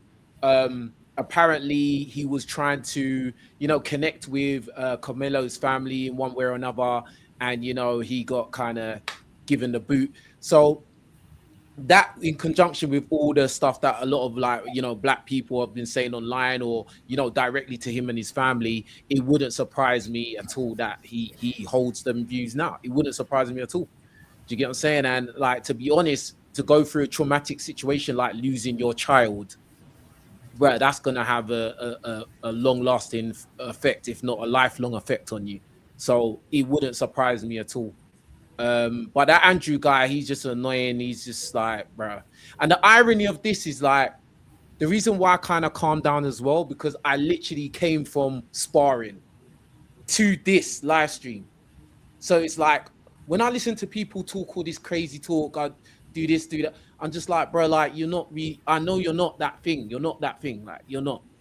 Do you get what I'm saying? Like, that's what I was saying to that guy. Like, you wouldn't talk like that in my face. It's unrealistic. It's not a thing of me saying, oh, I'm going to beat you up for any little thing you say. But it's just like, you can look at certain people, you can feel their energy, and it's just like, you wouldn't try and bring that side out in them. It's just not worth it. And King, let me say, and when you're a fighter, especially when you're a fighter, you're somebody that fights grown men, 6'6", 6'7", like I do, like not no pipsqueak dudes. It's just like these kind of like dudes, bro. Like, you're not even in the same atmosphere as me. Like, do you get what I'm saying? So that's why I had to kind of rein it in. And I was a little bit hyped, but then like I calmed down. No. We have the right to actually go up and then kind of reflect. You see what I'm saying? But the thing that you say and this is what I'm talking about. These people are in the red pill space. They be making educated guess about women for 5 years. And all of a sudden they need definitive proof. What do we say when women say something? When you're drunk or when you're mad, you say what you really think. Is an accelerator. Is going to take your inhibitions. There's no person that is not racist, and the first thing they do when they drink something is saying some racist shit. Something racist. Right, Yeah, that man had that shit buried in his art, and now that he's mad, he's putting that shit out because, like I said, there's nothing. Like, imagine me saying this: "Oh, I wasn't gay, but now that is happening, no, you were gay all along. You just had an opportunity to come out of the closet. Nobody's doing shit that they didn't want to do if they actually on it. So that is the problem a lot of times. And my problem is like the fake camaraderie. If Ali was behaving like Marlon was behaving, I will call him out on the spot, and he would do the same thing to me. Me and Fantastic got into it because we kind of disagreed some shit. Like, why are y'all literally co-signing each other when you know that the person is completely out of bounds? And this is the religious people, the Christians and shit. If you are a Christian and you see this man treating and berating us like that, and the first thing you do is actually side with the person that is actually doing the aggression. Oh, if you mute him, we're going to leave. Like, what is that Christian about you? You should know better. You should be empathetic. You should be defending. That man has more money than us, more clout. He is more established, and you deciding letting a bully fuck up with a smaller person. And this is why Metcalf is dead too, because there was no people on that tent that stopped the bully from actually getting to the kid. My idea. Can I just say one thing? Absolutely. That I didn't say before. I truly believe that, like, and obviously I wasn't there, you know, and you know the trial, etc., etc. You lot are in America. You lot know more than I do about the ins and outs and intricacies. But from what I know, as a guy that's played college football as well and been in that kind of environment and people with those kind of egos and characters, I'd put money on the fact that those boys, that the boy that got deleted, he probably was trying to bully this boy. He was trying to, like, you know, throw his weight around, get out of the tent, and it escalated. You know, they both played their part, and unfortunately, he lost his life. But I do think that there was an element of bullying going on in that situation, and I think that's where it really started, to be honest. Smell the roses and as Sage, and then we get Taz, and we read the super chats and get out of here. So I was just really confused by Andrew. I didn't understand where we were disagreeing and what was happening and what was going on. If the guy, Fatty, the clip that you played of the other YouTuber confronting him. So Mr. Andrew did the same thing that Karmelo did. He mentioned that stand your ground law in Florida, just like Karmelo said, touch me again and find out or see what happens. So where's the disagreement? It was unprepared for us to have our homework. And I will remind you, we put on the thumbnail Taz, King, Riches, and Fantastic. He kind of said that he was coming, but we only saw, I was sleeping the whole day. I woke up, hey, he coming in, 30 minutes to do things. But like I said, I remember, this is you on Myron's stage. And you know what Myron did? De-escalated the situation. Let's calm down, guys. Let's calm down, guys. Come on, Wes. Come on, Andrew. Let's calm down, guys. Why didn't you do that shit over here? Yeah, over here, he's laughing and jeering, doing the same things that the kids in the tent were likely doing before Austin got Roses. Hey, Roses. So, I went back to the video. This man is antagonizing him. Hey, hey, jailbird. Hey, you got graped in jail, jailbird. That's not antagonizing. You saying that the man got their menu taken out of him is not antagonizing. You were trying to bait him. Yeah. And like I said, hey, I said you can be doing that as a married woman. Come on, calm down. Be showing some ass and shit. So like I said, y'all can be like, I would rather you be a white supremacist. Be consistent with your 8. Right. Now I know what I'm dealing with. Let's talk with each other. But when y'all flip flop and you do the dog whistles and a situation, it depends on the color. We understand we are tribalists too. We have some empathy for people that look just like us when they get issues in trouble, and we admit that shit. But for whatever reason, once again, I believe if this situation adds some two white boys and there's nothing to do with black people, that there's no way in hell this man is taking 35 years. You stand your ground. He should know better. You were small. The other dude was big. It was self-defense. He didn't meant it. That's what it is. So, like I said, respectfully, I think, hey, shout out to Ali for saying that. Y'all did the magnificent job. But the people that actually have IIQ couldn't handle the debate. They couldn't. They couldn't. Well, So I think that even though us as a collective Black people, we all have our own separate opinions, I do think that we all knew that he wasn't going to get a slap on the wrist. And I do agree with whoever said it earlier, that, I know people that have gone away for 20 years. I get, it's different, like Fed time, state time, but if he does right what he's supposed to do while he's in there, I think that he'll be able to serve like half the time. For me, I would have picked like something like 8 to 10. Good behavior. He was 17. I'm pretty sure that he wishes he could go back and make different decisions that day. I wish that both of them would, if this was my son. But then again, you guys, like living in the South, certain school systems against other school systems, it just like there's a nastiness, kind of like what y'all just saw on this panel, when there's like racial tension in the room or on the field or out there by them school buses. Like, there's not enough teachers, there's not enough coaches when these teams from these different demographics go at each other like this, It's So- hostile. It's hostile. It's denying that racism actually exists. It don't matter if you Martin Luther King. It don't matter if you Malcolm X. It don't matter if you got money, you don't got money. It don't matter if you acting like an actual nigga or intelligent nigga or whatever kind of nigga they say you are. They just want to treat you like somebody that's insubordinate and beneath them. That's the truth. Yeah. All this stuff, it hasn't went away. It's just a different way that it's happening. Because if you have people being intelligent, if you had people being civil, and then you compare them to people you say you claim to be niggas, and nobody on here was acting like as such, then you want a reason to treat people like niggas. That kid was 130 pounds. The other context is it was raining that day. He got under the tent because it was raining. You telling me that kid is threatening to a 215-pound, 6'1" MVP linebacker, and the other people that's under the tent with him? Obviously, they were the one escalating the situation. They didn't want him there. So then he said, they were bullying him. We're going to believe that he's a 130-pound little kid in there bullying them. That's what they want us to. They want the whole world to believe. He went in there and say, all y'all pussy.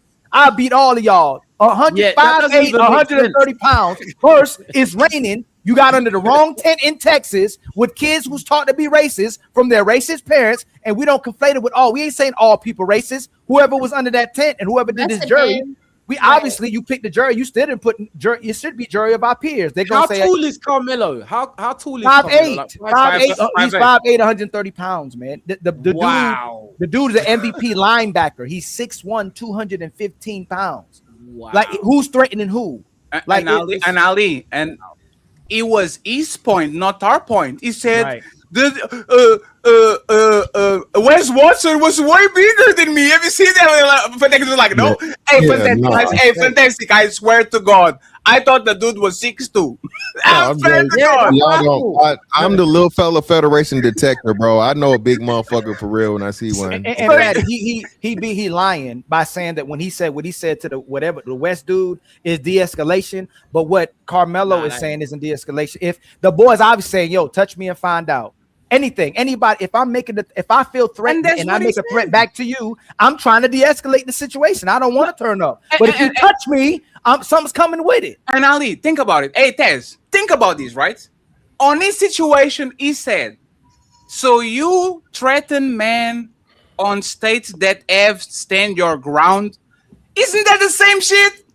Hey, do something and you're going to find out. It's the same shit. It's literally the same shit. We are on this stand your ground state. Do something, and I will fuck you up.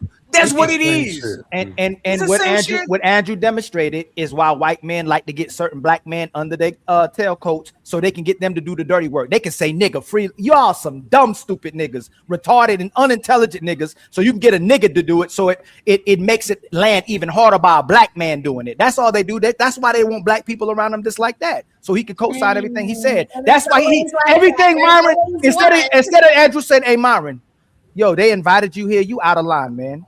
He's laughing. Look, he calling them niggas and retarded. Like he liked that he was doing that for him because that's the token blackie. It's most of the black people we have in this position now are token blackies, man. Myron's behavior was disgusting. His mouth was nasty. But go ahead, Sage, and then Taz, and then we read the super chats and we gone. Anybody going to go live after this thingy so we can do the redirect? There's 1,000 people watching. Somebody should. I'll crank it up. Hey, y'all have. Who is I'll crank it up. Oh, go ahead and send me the link, Fantastic, if you can. Tess, uninterrupted, please go ahead and final thoughts. Yeah, so I will say thank you for inviting me and shit, bro. I actually didn't know how this was gonna go. This could have actually went horrible.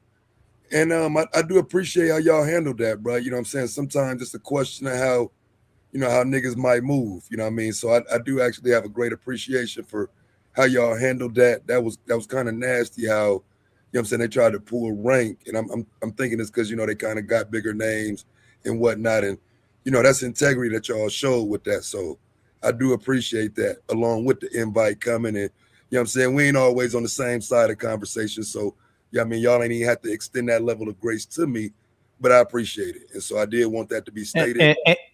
And respectfully, Taz, that's why we invited you. Yeah, that if we want the other side, we would have told you keep going. We know that you can do that in regardless to that the conversation to be on the other side and be able to talk that talk as well too. That's why we invited you. Yes, it is. Taz, you know what it is actually with Fantastic Q and King Riches? Yeah. He's the gardener on he's instead of being the warrior in the he's the warrior in the gardener. Y'all can do it. We know, if it was time for y'all to go, y'all can do it. But hey, he's the warrior in the gardener. Just sit over there. There's no war to be had. Let's have the conversation. They decided to escalate shit into war. And this is what I'm talking about. Once the warrior leaves the gardener, now all of a sudden, calm down, King Regis. Calm down. So now you want the warrior to calm down? You decided to fight. Let's fight then. Right? But it's like I'm saying, man. And especially because he's on Rumble. He's demonetized. He has nothing to lose. That's why he was acting a donkey. Because when you look at his behavior when he's streaming for YouTube, and when we says, "Hey, let's cut down then go to Rumble," now all of a sudden the real person comes out, right? So once again, I appreciate y'all for y'all decorum and for controlling yourselves. There's no way nobody's going to spin this into look at those chimps, not trying to behave themselves. Y'all did a tremendous job. Okay. Final thoughts before I kick y'all off. Not final thoughts. Where can people find y'all?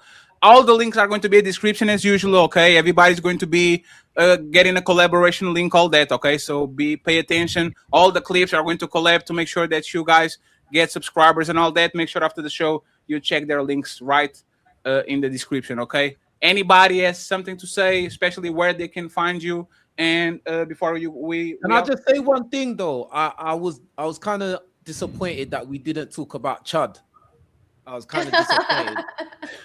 I think there was a slight relevance to his situation and what was going on now.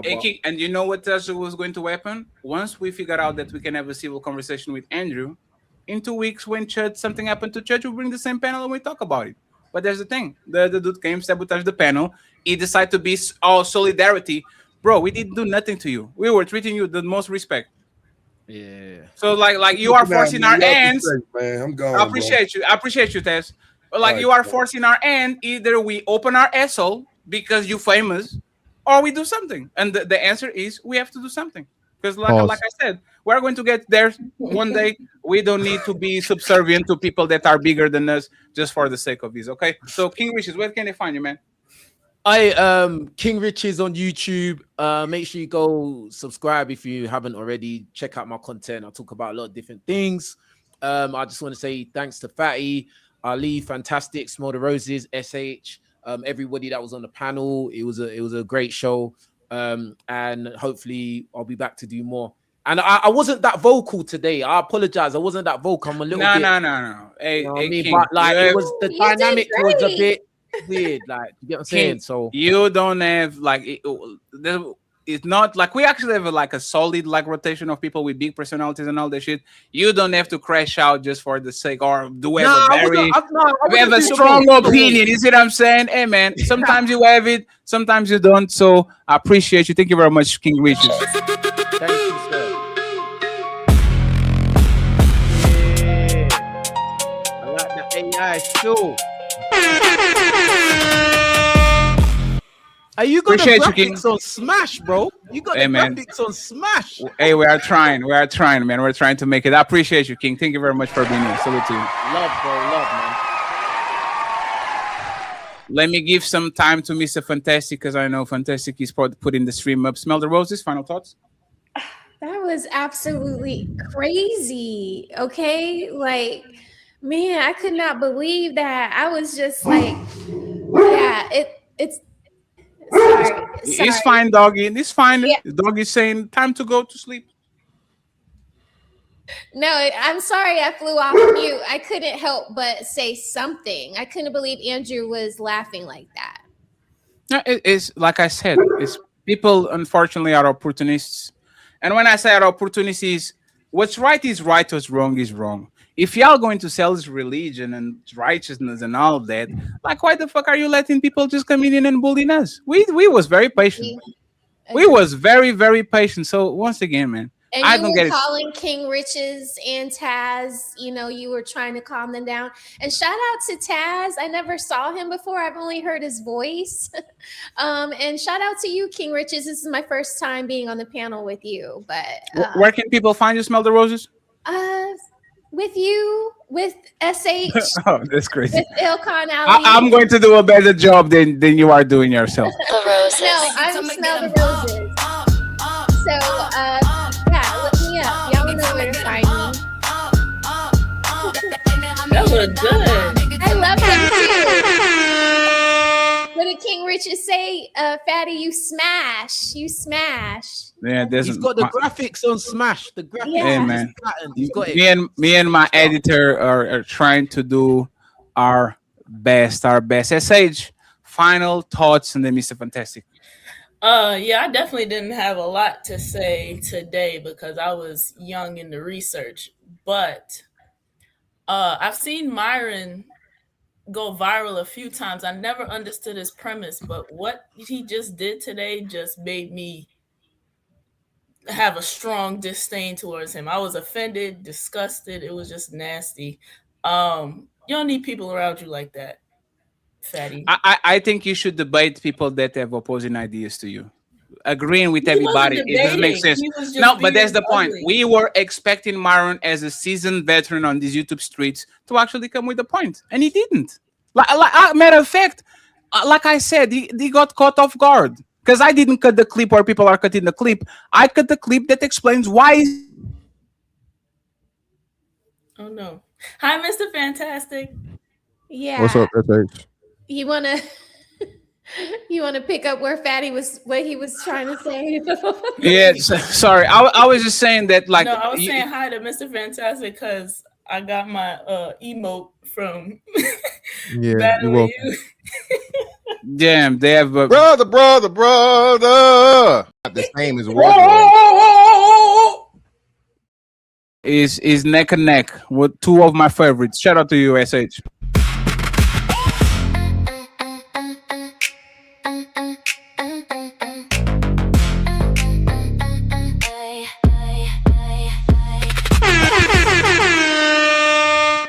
Once again, all the links are going to be in the description. And finally, it's fucked up. This is how nice we were. We did one for him too. This is what I'm saying. Like, we are not trying to start no trouble. Like, look at this. Look at this shit. Let's see it. Oh. You know what I'm saying?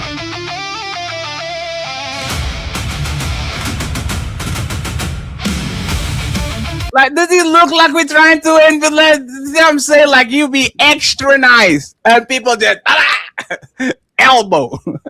I don't fucking get do it, good, man. Patty. That's crazy, You, bro. Ali, Player One, you guys do good work. I don't get it. It's good business. It's not anything that you're doing. They're just clout chasers. You know, they're punching down, and it was unnecessary. And they're no better than the people that they talk about. Like you I said. don't think they cloud chasers because they do need this, but this is a level of respect they have for people that actually have bigger platforms. Like Marwan wouldn't act like this on. Actually, Marwan would act like this everywhere. Andrew, like he wouldn't. Like it's just a bad look. Like, maybe It is a bad look. It is what it is. Mr. Fantastic. Yeah, man. What's up, man? Hey, bro. Hey, didn't miss it. That's crazy. That's fucked up. What? No, man. It's listen, bro. Like I said, I understand, man. Y'all doing big things. Pause or whatever, bro. Like you said, you know. Man, there's a pausable. There's not a pause. There's not even a pausable big shit. Things is pausable, brother. Big thing is pause. That's crazy. Pause, brother. Pause. That's Pause. crazy. I don't know if you know the Diddy tape came out, so you got to be heavy on the pauses, brother. But anyway, Heavy. man. Hey, great convo as usual, bro. I wish you would have let me have it, bro, because I think I could have turned it into something far more salvageable and entertaining. But hey, man, y'all the experts, and I understand. There's only so many monkeys a motherfucker gonna be, though. That's why I wanted to, you know. But hey, man, like I said, you know, respect to the platform and whatnot, bro. Overall, I think it was a great conversation.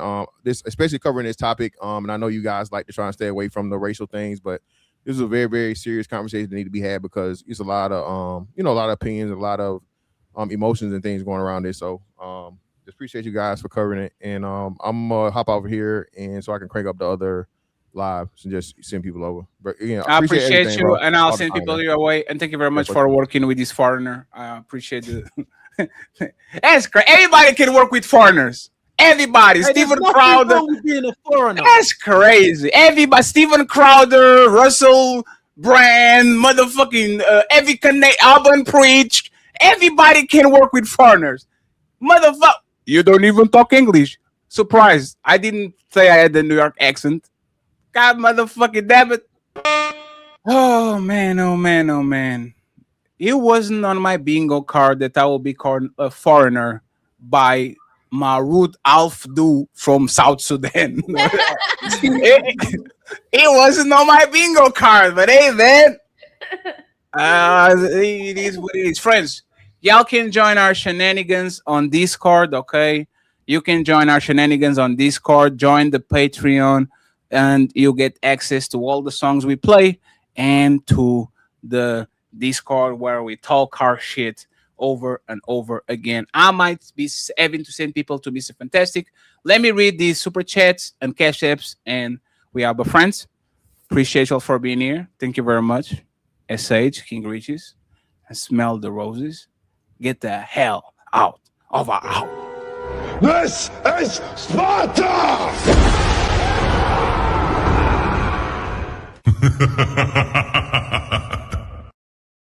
And if anybody can put Mr. Fantastic link, I would appreciate it. Okay, friends? If y'all can put Mr. Fantastic link somewhere, I would truly appreciate it so I can send.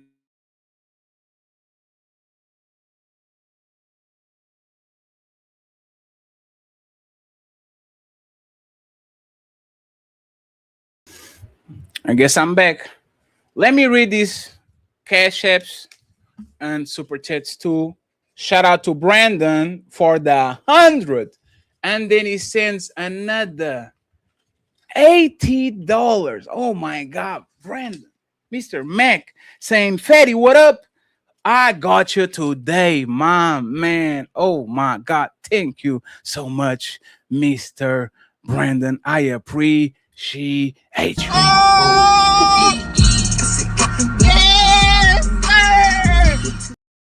Thank you so much. We got Timothy Canada.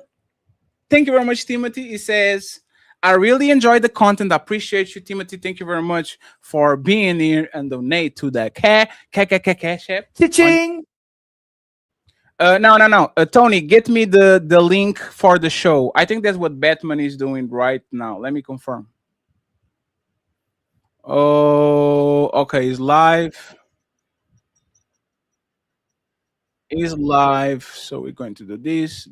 We're going to close all this, and we are going to set a redirect to Mr. Fantastic.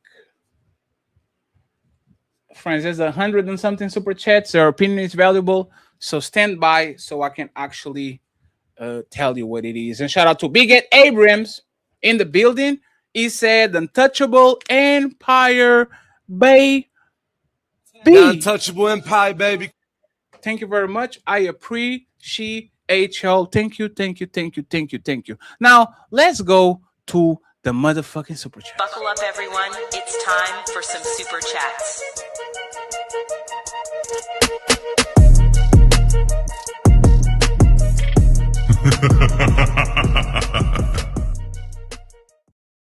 You want to smell the roses?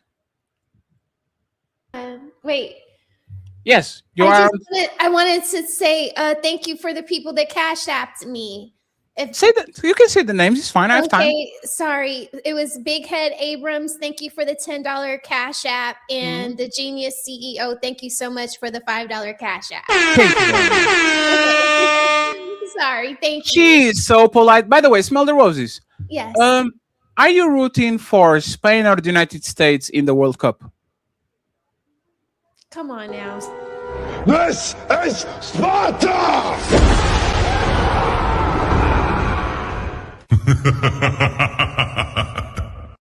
I'm a bad bitch. You thought you was going to eat. Friends, let's read all of these 100 super chats. Shout out to Player One. He says, "Let's go, Untouchable Empire." The Untouchable Empire, baby. Thank you so much. Shout out to the Knicks, man. Jesus Christ, y'all are tripping. Shout out to my boy, Sophisticated Jerk. He pulls up with a $10 baller and then says for the Super Pale Grief and one SB. Shout out to you, DH. I appreciate you. Thank you very much. We have Devil Games sub to the panel. Big up to King Riches and one of my favorite logic debaters, Andrew Wilson. Thank you so much, sir. We have a membership from the Chatter King. He became a member of the Untouchable Empire, baby. Untouchable Empire, baby. We have Big Ed saying, "I love ya, Andrew. Respectfully, don't come over here with that debate, bro energy. This is the Untouchable Empire, baby." Appreciate you, sir. We have DH and Crucible Crew shows respect to all the streamers. Thank you very much, Crucible Crew. Hey, man, I appreciate the support.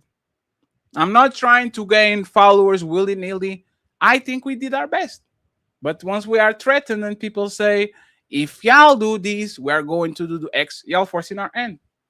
There's nothing we can do because there was a threat involved. And like we are the escalators and we don't want to die, we choose to de-escalate the situation and go to our peaceful way. You don't want a back and forth. He might end up into something more dangerous. The Fallen from the Crucible Crew. Thank you very much, The Fallen. I appreciate you. We have Zero Fallout saying, "Lucky got 35. If his family was smart, they should made a plea deal. He would have got 15 and got out in 6 or 7. Two families lost both of their kids." We have Andrew Starr supporting from the crew. But panel things like kindergartens, yes, you get more of the story when you get testimony instead of believing early reporting, especially when there was a gag order. Thank you very much. I appreciate y'all. We have Mr. Omar with the super stick. And we have 90 to go. We have Daniel Koroma with the 2 British pounds. Super sticker. Thank you very much. We have the Zucker 1v1 Andrew Wilson versus Dante as Boxing Nation. Debate needs to happen. Thank you very much. We have America First Rifleman with 5 memberships for Mr. Fantastic. Brother. The Great Dane, Goat, you all angry goofy, go Andrew, cookies ass. We have Great Dane saying this clown goat got a ad over a do-rag, old ad, 18 goofy. Like, Jesus Christ, y'all aggressive. Blade Brown crying Carmelo is innocent is literally saying Chuck is innocent. Ninjas are idiots. What's up, man? We got John saying white boys have no business putting their hands on why and trespassing, being asked to leave and goading them on to touch me and see what happens. Shit. Theo in the building. Shout out to my boy Theo. He says Austin like 6'2", 250, and Carmelo is 5'6" or 5'7", 180. Thank you very much, Theo. Rachel Wilson says the hypothetical is analogous. Andrew was not in the place he wasn't supposed to be and told to leave multiple times. Location. Rick Rock. Andrew escalated that situation and did everything he was supposed to do. He didn't have to run. He has the ability to stay calm and de-escalate. Thank you so much. We have Victor Von Krupt.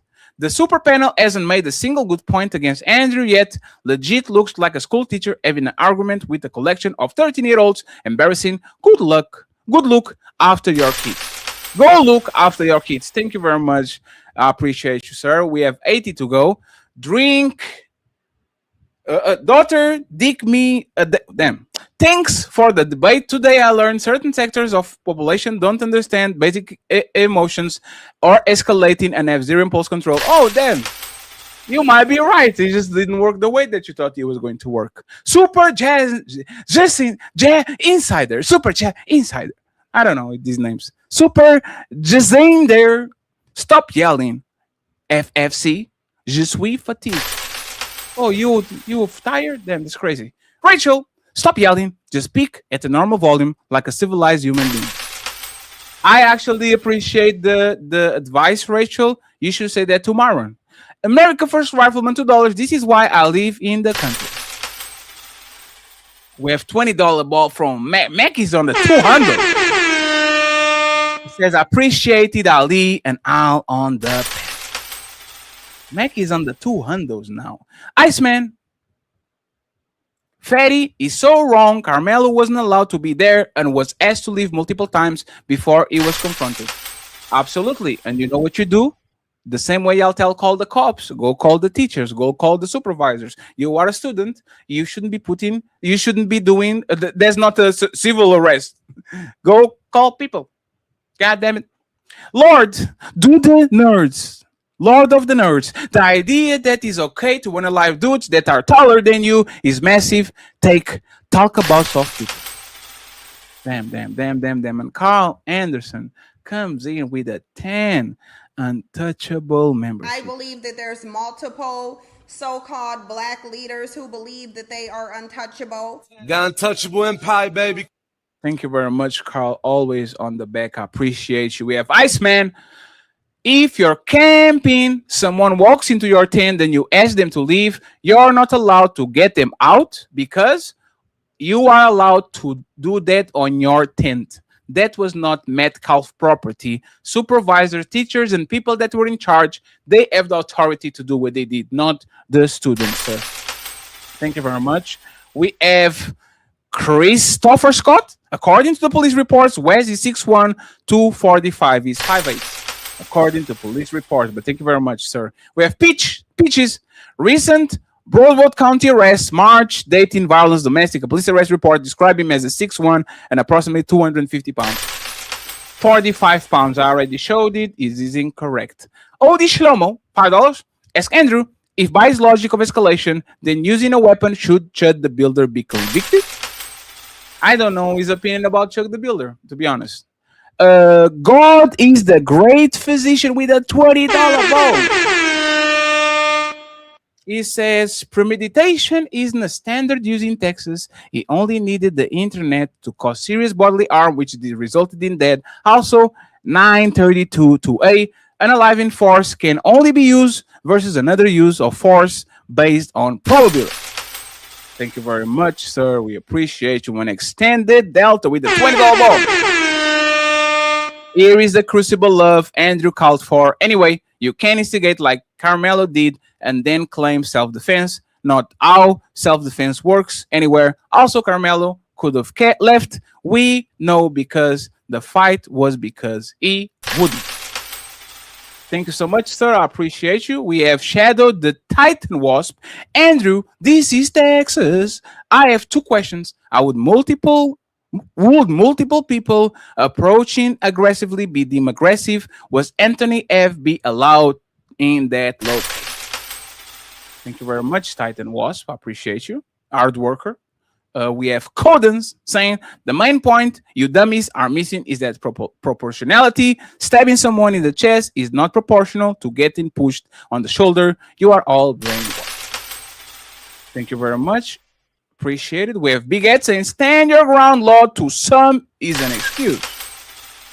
I agree with that. The Genius CEO member for 6 months. Look at you. Everybody go watch A Time The to Kill. untouchable empire, baby.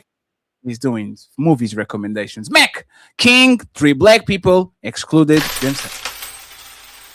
And we have 60 to go. God is the great physician. Andrew, all you need to do is read 1902 and 932 Texas Penal Code, and its open shut case is guilty forced is based on probability, not possibility.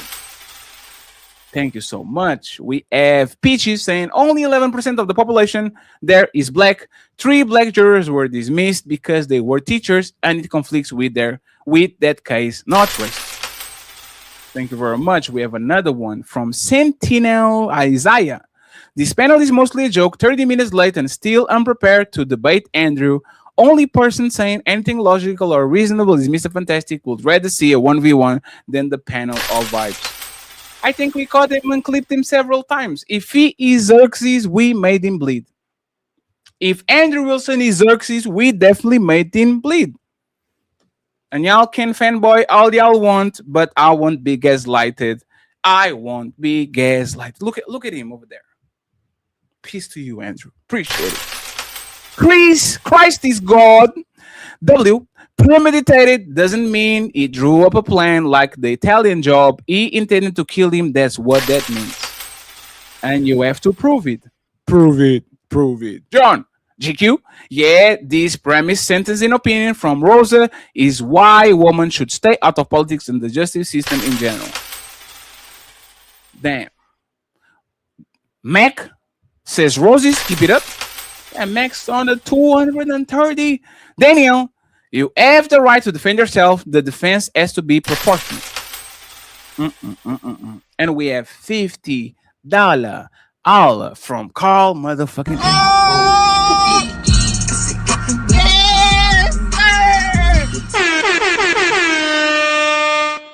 Thank you very much, Carl. He says the hardest part about the situation is that long-lasting systemic differences are being stirred up again in a case where we can all sympathize with the young man who lost his life and agree that justice is needed, but not in this way.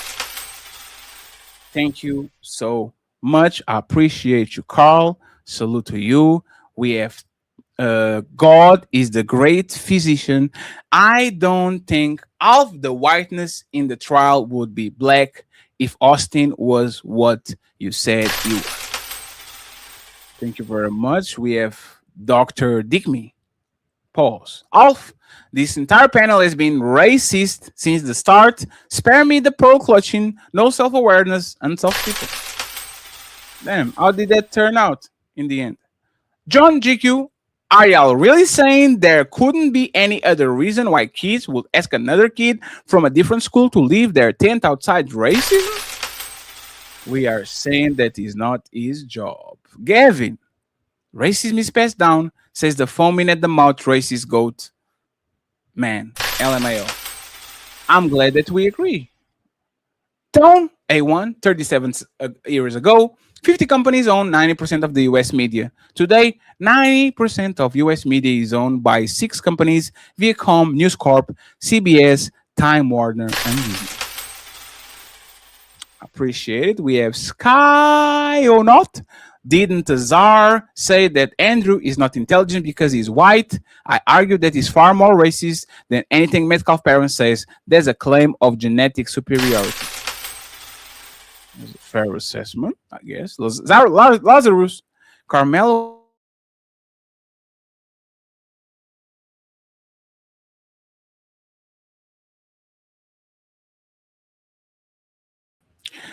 Karmelo was told to leave 15 times. Poor Karmelo. Oh, damn. 1, 2, 3, 4, 5, 6, 7, 8, 9. Let's see where I was. All these companies race bait facts.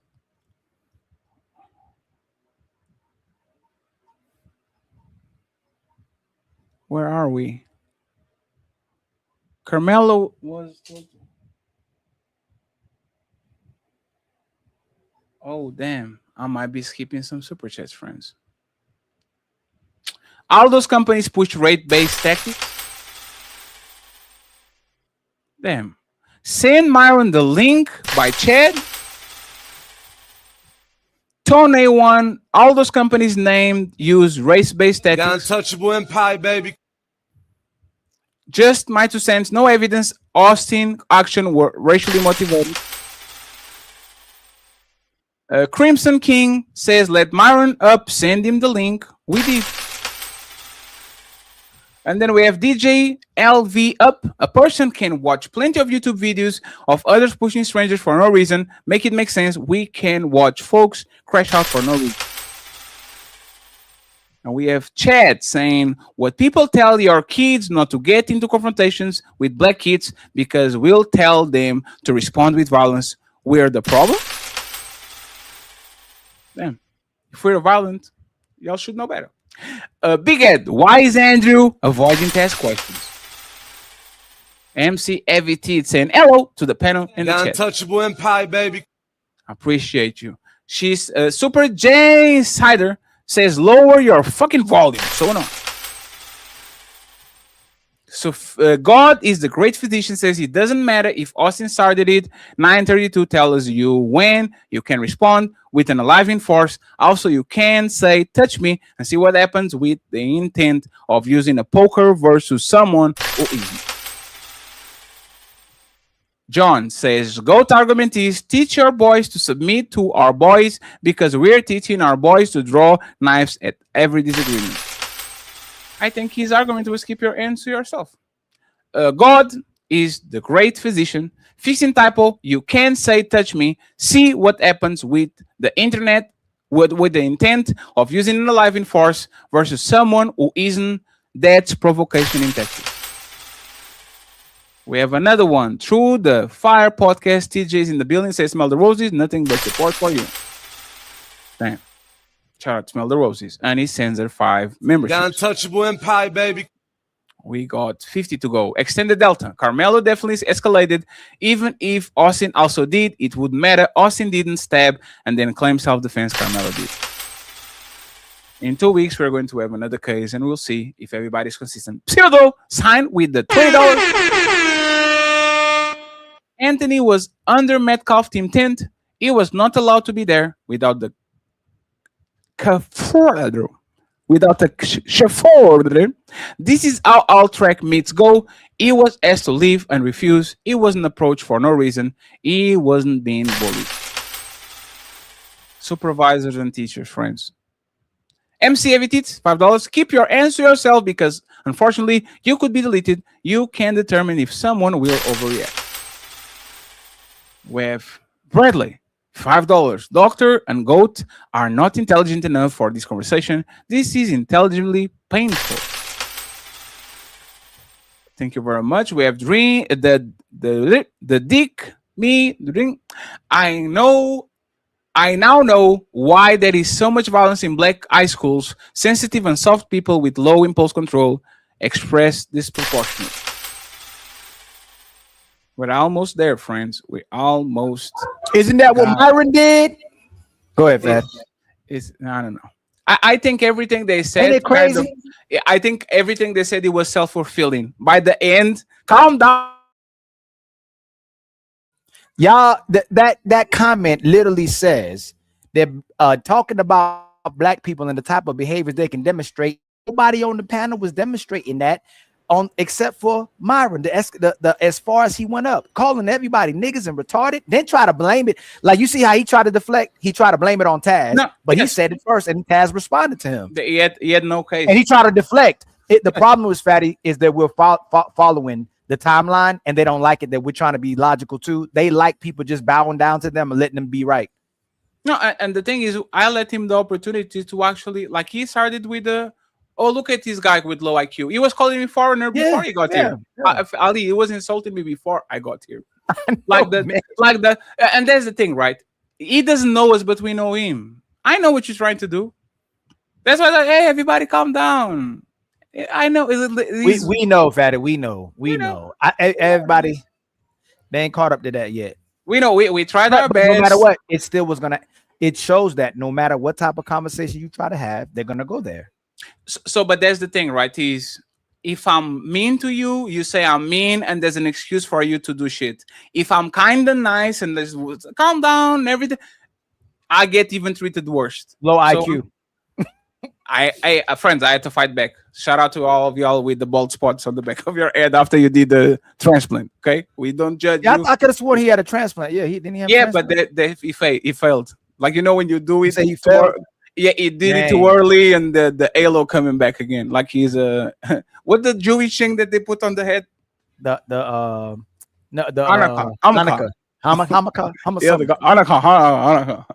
Hey, let me. Hey, Ali, read 40. Ali, I already read. Wait, okay, hold on, Fatty. You better hold on. You can start from the beginning.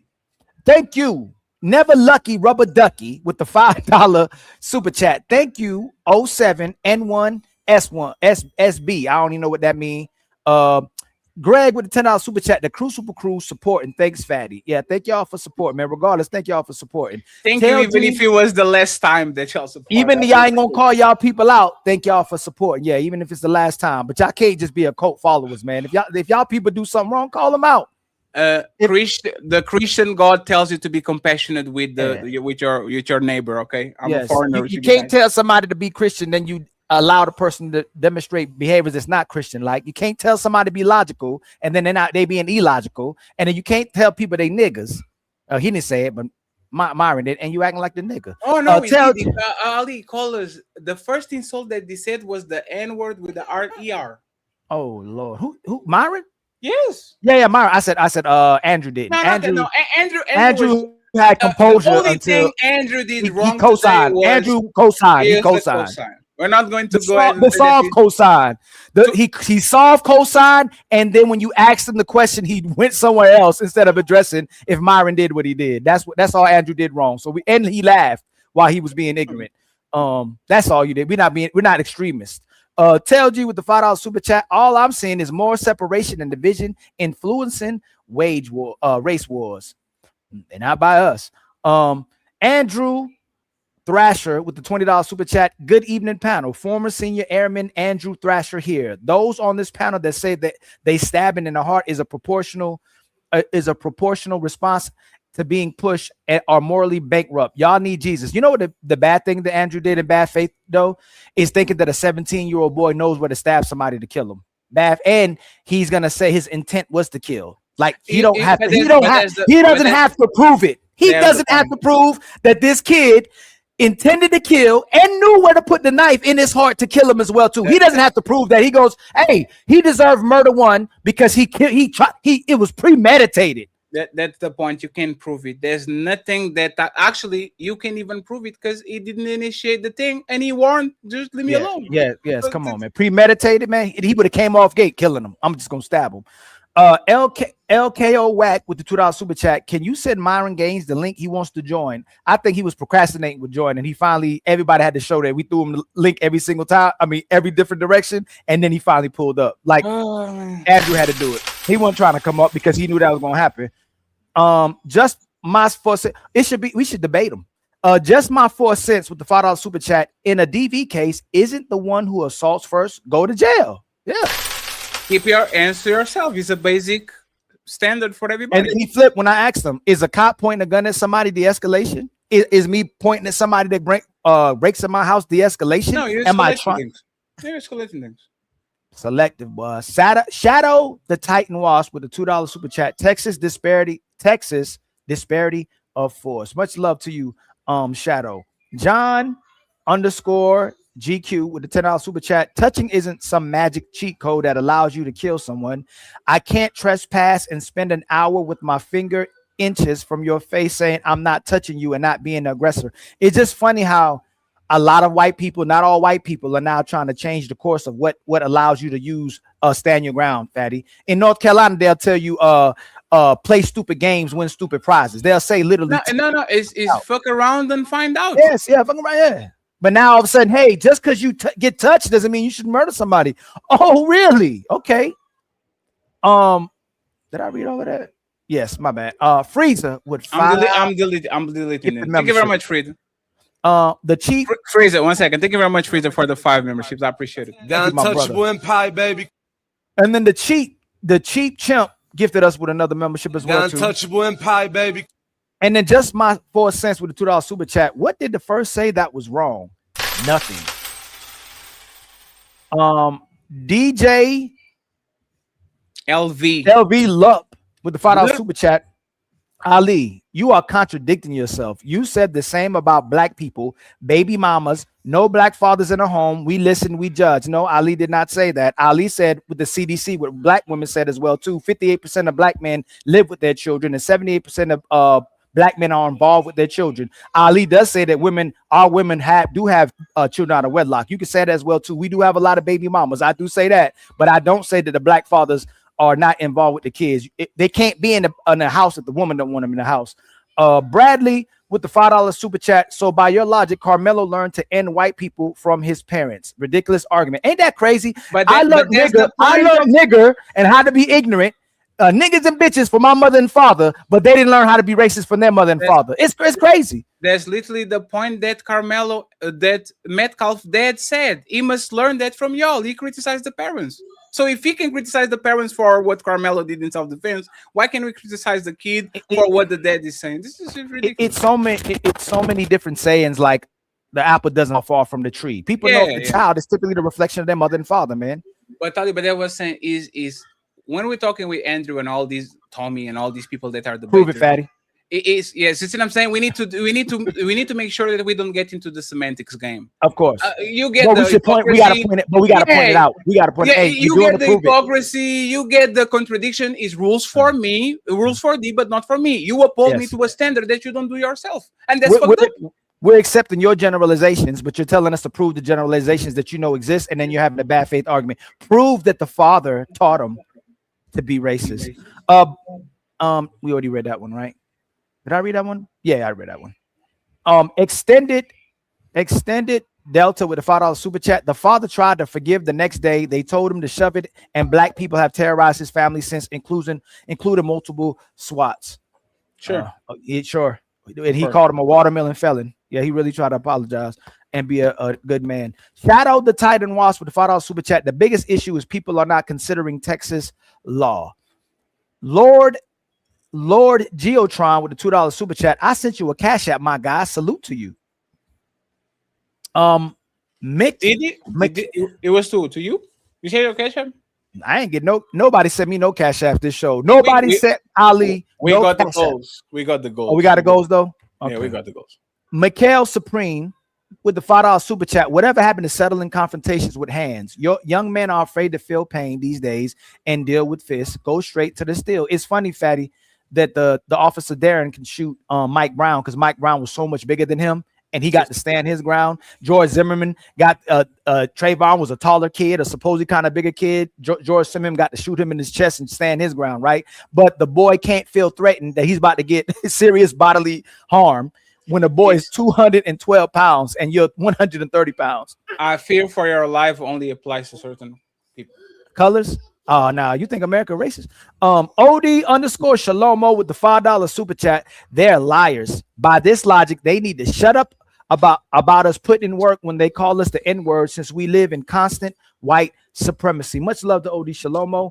Craftsman Ethos with the $5 super chat. There is a thing today. There is a bit showmanship involved in being podcast or influencer. Fatty, where is everyone's gold suits? I'm for it still. I don't have it. Shout out to Titan Wasp with the 5 gifted memberships, man. Much love to you. My brother Chicago with a $10 super chat. Right. He only came with those words when he was trying to defend Chud. Black people responding to words only was bad when we were responding to Chud. It's only out of context to cover his ass. Get Mo with a $2 super chat. Let Fantastic loose. Yeah, hey man, we and then they would have blamed. We don't want to go to Rumble too, and we don't like. It would good for Fantastic exposure, but they will use Fantastic and King Riches to clip. It is what Carl did. Is let them loose, and then I'll clip it, put them on the thumbnail, and talk crazy because I just acted this because like that. Let me read these ones while the little one is on your left. Oh, you see it? Oh yeah. You see it, boy? Yeah. Hey, you think I'm playing? No, hey, this like, hey, he done got off the chain now, boy. He's running around. What? Amaru keeps forgetting he's not a white boy. He called me a foreigner. I was like, we were cousins. God damn it, Myron, that's crazy. We come from he called you a foreigner and say you can't speak English. You honestly, they talking about your accent. You speak English better than a lot of people, even in this country. It's your accent. They can say something about your accent, not your English. Ali, East Coast is literally a person from Barbados that stutters. All the people on his crew, all these the producer stutters. Like, what the fuck are we doing, man? I knew you were doing a part. I don't understand what you're saying. I didn't understand what you're saying. Yeah, I don't understand. I knew what he was doing. I don't understand what you're saying. Okay, so you understand the guy from Barbados that stutters, but you don't understand me. That's fucked up. Well, he said the doctor got low IQ though. I will sue you. I'll sue you. Omi in the building, member for 4 months. Untouchable Empire, baby. Myron, you are a foreigner. Your people fled your important country and to come here, Ninja. Go help your country out. You reject. The Untouchable Empire, baby. Hey, friends, it's TOS. Ty Pro, Andrew Loving, Amro's racism. Fuck both of these leagues. Sac Passe, the Sand Ninja champion out. Oh, wait. NT in the building. How come Myron keeps using the N-word and it's always to disrespect black person? Crazy. That's unacceptable, man. Like we it's crazy. We Ali. We are crazy. So like Ali, that show that we did, we are so better than we are. We didn't even give it back. Same energy. Ali, we're not nervous, we're not shaky, we're not. They're like, hey man, we're just trying to talk. If y'all don't want to talk, we get to clip them and review them now. Are these guys racist? Does he hate himself? Hey man, are these people grifters? Is he a grifter? I have a lot of. Is he really a Christian? I have a lot of wire and shit to do. You got the whole day tomorrow to go ahead and go free. God damn it, Red Lipstick, the Untouchable Empire, baby. It's time for him to go. The Untouchable Empire, baby. We try to recover. We really try to recover. Marlon, champion out. Oh, Ali, look at about the presses. Hey, look at that. I can get. Hey, we tried, man. We didn't even do nothing, man. The official YouTube Persian team, Monkeys and Chimps, never says that to the true or false. Oh, he said that to the black truth. Yo, can he went straight to smell the roses, bitch. Straight with the bit. Straight with it. Super inside Jacinder. Amazing. We have more 30 to go, friends. Almost there. Get Mo. $10. Y'all are playing with y'all. Won't let Fantastic go. It seems like y'all just want to keep arguing with him and will not let anybody on the panel ask any questions you need to. Fantastic had the microphone for 23 minutes. I'm timing when people talking. He had the opportunity to go. We just we're trying to protect our platform and we're trying to protect Fantastic from like they are going to do this shit. Ali didn't barely talk. Hey, I hate when y'all do that shit, man. Ain't it crazy? Like we allow everybody. It's a tactic. We tag everybody. We let everybody go, and because it's not your motherfucking favorite content creator, you always have to talk shit. Let's go. There's a reason why we didn't. God, exactly. We was protecting Fantastic. It wasn't even about that. Like do you think Fantastic? Do you think we don't know what Fantastic is going to do? We already know. How many times we clip the Fantastic cooking people are coming up and talking the whole time? Like we want Fantastic to talk, man. Stop that, y'all. Come on. Myron has no impulse control. He's behaving like the same people they accuse. Shout out to my boy Kyrie. Tariq was on the opposite chat trying to tussle with them. Shout out to my boy Tariq. We have Bobby saying Myron has very low impulse control. Relax, sir. Notice how I know. Notice how Andrew didn't say calm down to him once. Not once. But you would have told me. You would have said, Ali, calm down. I would have said, Fatty, calm down. I said, Fatty, don't call this man a cracker. Fatty, don't call Myron nigga. You would have told me that. They're not checking each other at all. When it's convenient, you can say anything you want to say. Yeah. Principle doesn't matter. Friends, when they're sending the debate tactics now, that shit doesn't work anymore. Like prove I'm just gonna start saying that to prove it. Hey, but a conversation is going to be so stale. Hey, man, I ate some pizza today. Prove it. Y'all are a bunch of rats. I came from my dad's balls. Prove it. Lord of the Nerds, soft panel. Damn. We literally kicked them off. And you know what's funny? We are soft for allowing them to not go to go crazy. And then when you put your foot down, you are wrong too, because and that's the thing. Are y'all going to punish us for literally kicking off the show for chimping out when there's literally what he does and what he's known for? Frank Castling, people that are outing out of pocket on his show.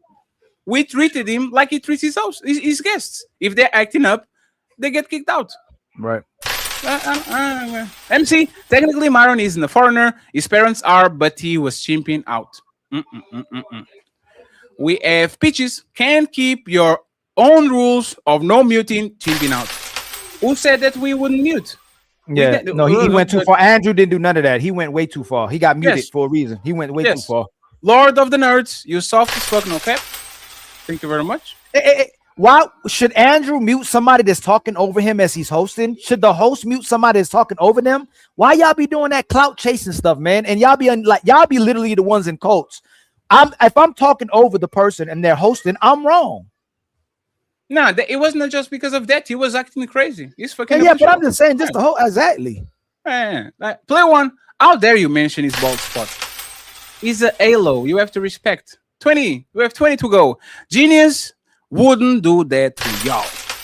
I know, Genius, you are a good dude. 19. El Myron, he can't debate. He doesn't have the energy for simple. Your daddy Black. King Riches, why you didn't say anything to Myron? He disrespected you multiple times, yet you had smoke for China 2 years ago. Because King Riches has grown as a person. He knows better. Woo's Dragon. Good show. Untouchables. King Riches was good. Appreciate you. True Goblin, $5. Damn, y'all got beat down badly, and I rock with y'all, but everyone on this panel lost this one, and yes, Taz dirty ass do look like he wears. Why? Prove it. Why do we lose? No, that's so. It's fine. Ali, you are talking with the crowd of www. It's crazy. WW's in the chat. Ad hominems and disrespect is what won them to eight. Ad hominems and disrespect won them to debate, Fatty. W. Team Jinping, you guys are so beyond dumb. Please correct the stream title. So 85 IQ and below, welcome. Enjoy the crumbs. I don't think y'all know who we are, but we are not dependent of either the Fashion Feet crowd or the Crucible crowd. We have our own program, okay? Thank you very much. Untouchable Empire, baby. Kun of Kuns, good showing. Fantastic. Crucible says you're good. We have 13 to go. America First Rifleman, always have sympathy for criminals. Clown emoji. We have this man again. Question: if a white people are so racist and this is known by black people, why did Anthony family move to Frisco, a predominantly white place? Just like y'all know that black people are violent, but you still fuck with them. Isn't that the same logic? Why do you keep fucking? If black people are so violent, why you keep fucking with them? Wouldn't that be the same logic? That's crazy. They tell the black people to work to get out the hood. Then when we get out the hood and come into your neighborhood, why do y'all ask us not to live in the hood and get out the hood and not run down the hood? When we come into a neighborhood doing better, you still want to treat the person like a nigga and not like an American. So instead of y'all saying we pulling the race card, we're gonna pull that American card. What happened for equality and justice for all, or freedom for and justice for all? It's so corny. MCAVTs, I feel sorry for both families. It's an unfortunate situation, and you can tell anyone how to reach either side. I'll agree with that. I think both families lost their kids. Undeniable smooth. Which part of Carmelo is not in enough physical danger to use lethal force? That is hard to reason with. Thank you very much. We have 10 to go. America First Rifleman. Carmelo is the victim. This is what I learned from the panel. We didn't say this at all. I think he should go to prison. I think 35 is too much. Cool Kev, shout out to the Untouchables being very tactical. That's the only way to rise above. Thank you so much, Cool Kev. We appreciate you. We have the Chicago. Fatty, what if it was in reverse? What if a white kid ran under a black tent, and then the black kid pushed the white kid, and the white kid stabbed the black kid? You think it'd have been a different verdict? If it feels for his life. Think about all black tent. They're gonna treat him like hood, like they from the hood. White kid tries to get up there to try to get shelter from the rain, and he 215-pound MVP black boy pushes a 130-pound white boy. What the verdict is gonna be different. To Chicago Real in the building saying party till I die with my chin up. I did the fat one Frank Castle. The Frank Castle? Sheesh.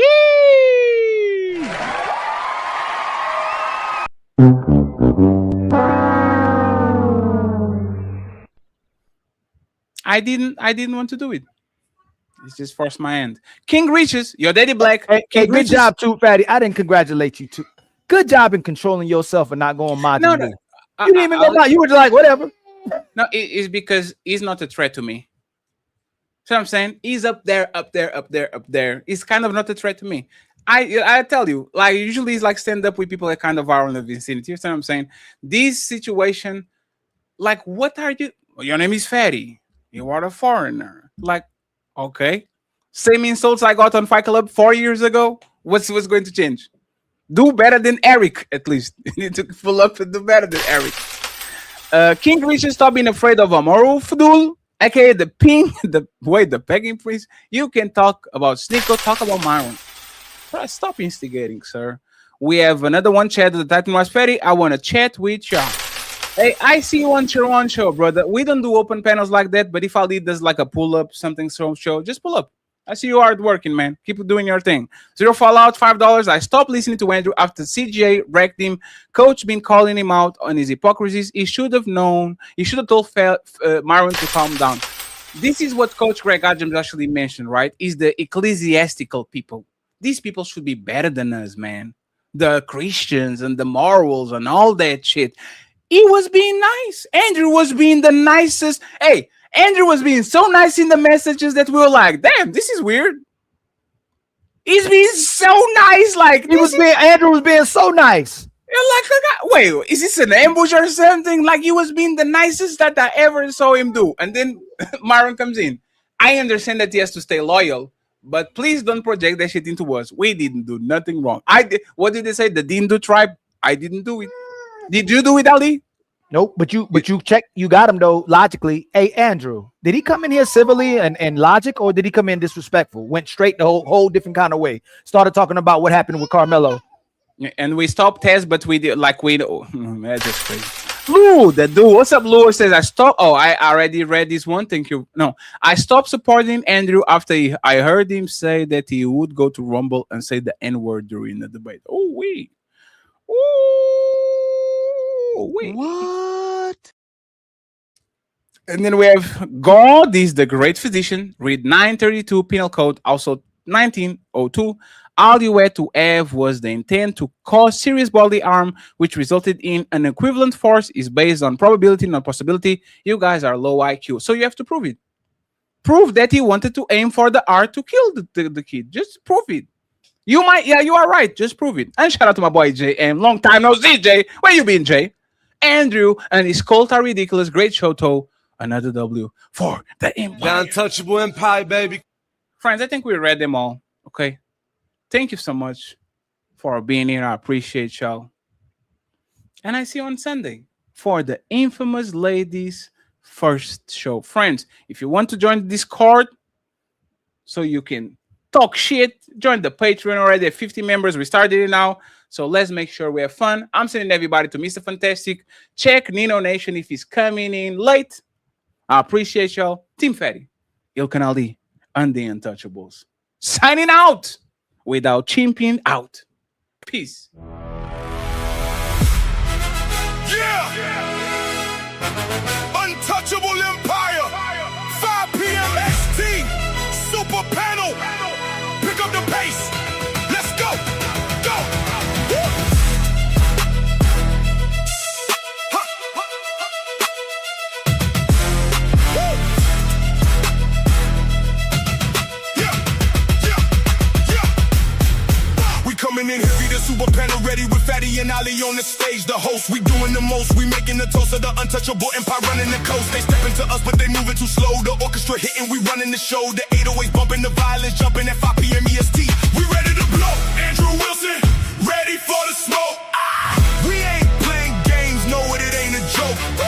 Step to the squad and you'll get exposed. Untouchable empire, leaving you broke. Hey, hold up a minute, the opposition learning, they trying right now to get in the league back. They putting revenge, they bringing attention, but we got the armor defending the track. The steppers is speeding, the process of stampede, we trapping the beat and we bringing the heat. The aggression is teaching the lesson, the empire standing, we never retreat. Andrew Wilson, ready for the smoke.